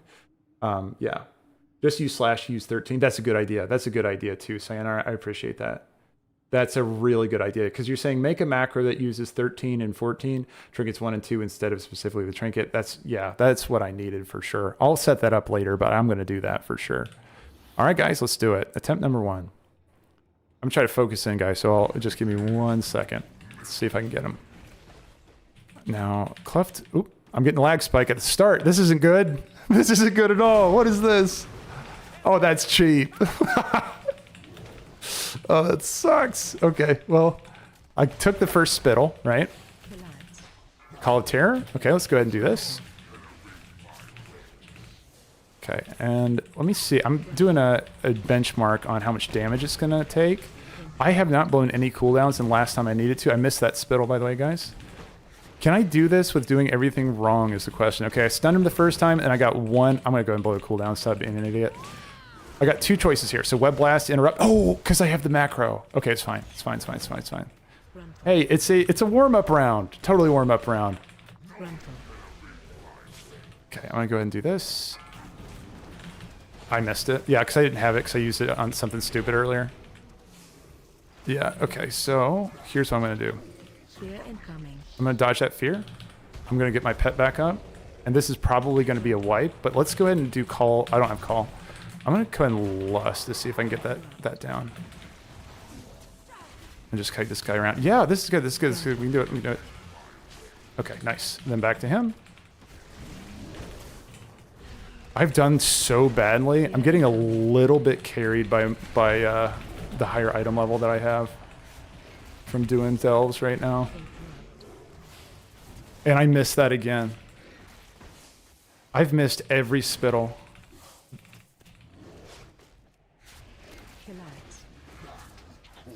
Okay. Let's see if we can get this. Cleftiff's doing work, though. He's just hanging on. Frontal aimed at Brann. That's nice. Got that one. All right. Okay. There you go. And I should have Intimidate up again. So I'm going to go ahead and do Intimidate for the first one. And then the second one that's coming down the pike. Oh, Cleftiff's dead. I'm going to do that one. Oh, shoot. I tried to dodge it. Ah, that's weird. So he just reset on me. You know what? I needed to get a reset anyway because I was really fucking some shit up. Unfortunate, but I'm down because I don't think if I did kill him there, I fucked everything up. So I want another shot. Warm up to this. Captigus said if you make a macro to interrupt your focus and stay on target, the trash bag. Yeah, I did. I actually had that. You see, you said if you make a macro to interrupt your focus, you can stay on target in the trash. Exactly. That I did run into one problem with that. I was interrupting him when I was trying to interrupt the web blast. But really, the spittle is more important than anything. Ideally, I should be able to kill those cocoons before they even summon. And again, I'm still running healer Brann. Man, if I go damage Brann, that's going to help a lot on those cocoons because I was almost able to kill those by itself. And ideally, I should be okay, I've talked myself into it. I'm going to go damage Brann. I'm going to try another run because I did say that. So let's do this. Whichever one did better, I'll make that my third run. So this is run number 2. No, you know what? That first one doesn't count, right? Because he reset. So I'll say this is run number 1. We'll do Brann damage for this one. Okay, let's try to get another one in here. And I really got to pay attention to spittles. And I also... Enfeebling. Yep. Oh, Brann got that one, so we layered. That sucks. That's okay. Call of Terror is what I'm looking for... Yeah, here we go. Go. Again, layer that healing on my cleft hoof. I'm going to go ahead and give him acceleration. I still have... If he does hatch, I think we can get him without the hatch. Yeah, we're good. We're good. Nice.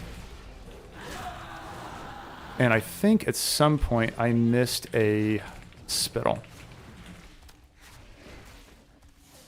God, you see how much damage it does? Oof, I lived though, at least. Nice interrupt from Brann there. If I dodge everything, I should be okay at this point. Okay, Web of Terror. Let's go and get that one going.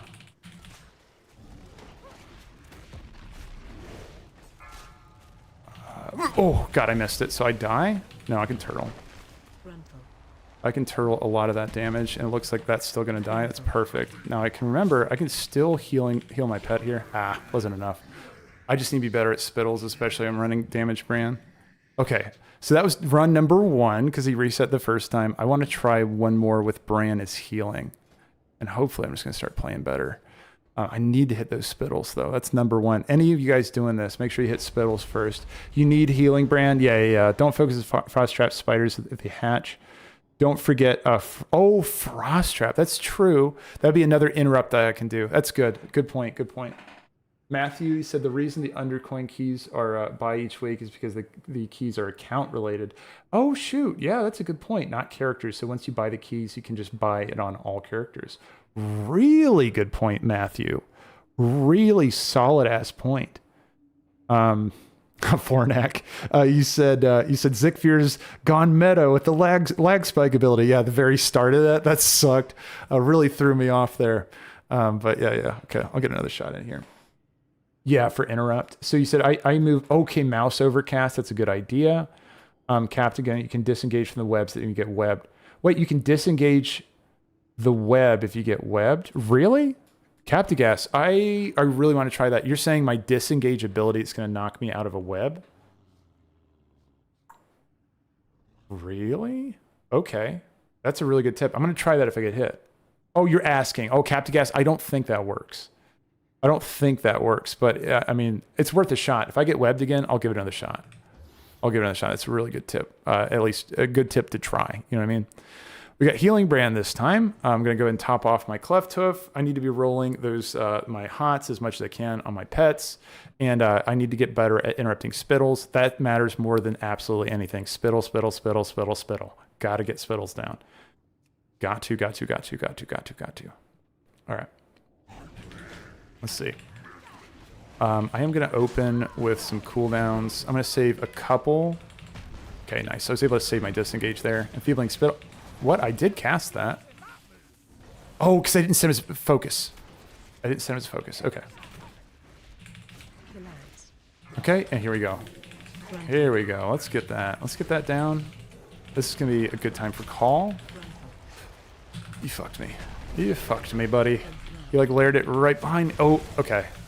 Missed the interrupt. But with Healing Brann, I should be able to get through it.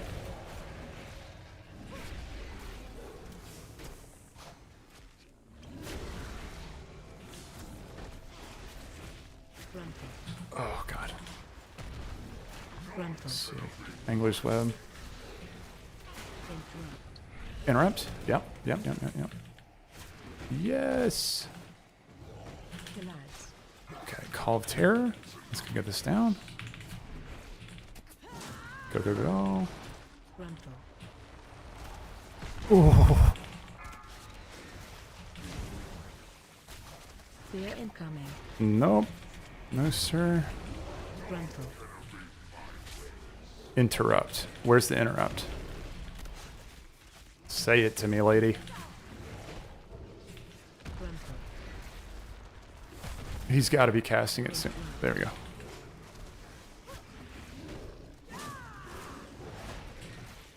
Okay, I'm gonna pop cooldowns. I know he's gonna do a Fuck. Go. Get over the Cleft Hoof. I'm gonna lust here because I don't want that hatching. Go. I still have I have Intimidate. Yeah, good. Roll those hots. I'm gonna Exhilarate. Okay. I know I got that spittle. Interrupt. Yeah. Yeah.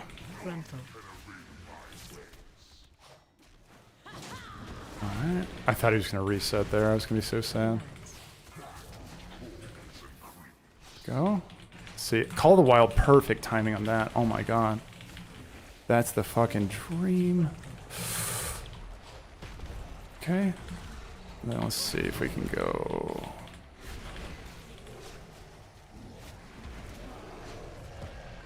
Okay. Interrupt should be coming soon.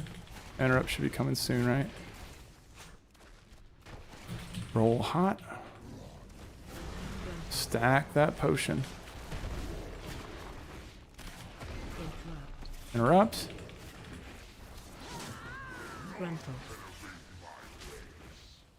Okay. Call of Terror. We'll go and get that one down. Go. Yes. Enfeeble. I don't have it.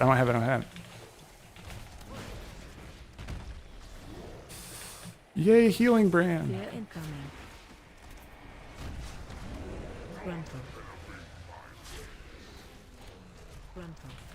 Disengage. Yep. And yep. Okay, got Bestial and Call it Terror. Yeah, we're doing this clean. No, I'm going for it. This is go. Come on, go. Yes. All right, dude. Hell yeah. All right. Zekvir, you bastard. Nice. Okay. Hell yeah. All right. Cool. No, that's good. Okay, within the 3 shots. Captain Gas. Yay. Yeah, absolutely. Oh, that's nice. It's nice to see him going down. A bunch of GGs. I appreciate it, guys. Hell yeah. I mean, I know it's only level 1, but I've been struggling with that guy, so fuck yes, dude. Okay. So Zekvir in his first form is down. Still got to get him in a second form, but hey, man, I'm gonna take a celebration when it's there, and fuck yes, just happy to see him die. Congrats. I appreciate it, guys. Thank you. Thank you. Thank you. Healing Brann. Yeah. I'm with you. In McKinney TX. Absolutely. I am all down for healing Brann. He really helped me out a lot there. He healed me through my sloppy plays with Spittle. He healed me through, actually it was mainly my Spittle, because he was able to use his cooldown, his big cooldown at a time that I just missed the interrupt. So if I was playing better, you know what I mean? Like, of course that wouldn't have been an issue, but hey, you know, like he makes up for that mistake. And then also, I think it was mainly just the Spittle, because he did his healing cooldown on one of them that I missed, and then I missed another one later, and I used my survival instinct for that second one. So, yeah, no. I'm all down for healing Brann. He carried me through that fight quite a bit. So fuck yes, dude. Okay, so first Zekvir down, still got that level 2 though to get the shadowy dirigible thing. Healer Brann skills with his level 2. Yeah, that's true. And you can't interrupt every Spittle though. Yeah, that's true. And healing Brann gets the interrupt, which is really nice for him to have as well. I think that like just having enough gear to be able to kill the cocoons before they hatch was a big break point for me. Because the issue I had last time is that those cocoons were popping and they were stunning me and I was dying to the cone right afterwards. And then just whatever gear score I scraped together between last week and this week, I hit that damage break point where I didn't quite need to blow all my cooldowns just to get a cocoon down. Because again, like my major cooldown, Call of the Wild, 2 minutes on that one, right? So I'm not going to have Call of the Wild for every one of those cocoons. So I did need to have something else to help juice me past those. And it just seems like baseline gear I was able to do okay. But hell yeah. Okay, cool. That was fun. That was really fun. Sebastian, you said, good job. Enchant upgrade and for question mark. Yeah, Sebastian, I wish, dude. I got to go to work though. So in really like right now.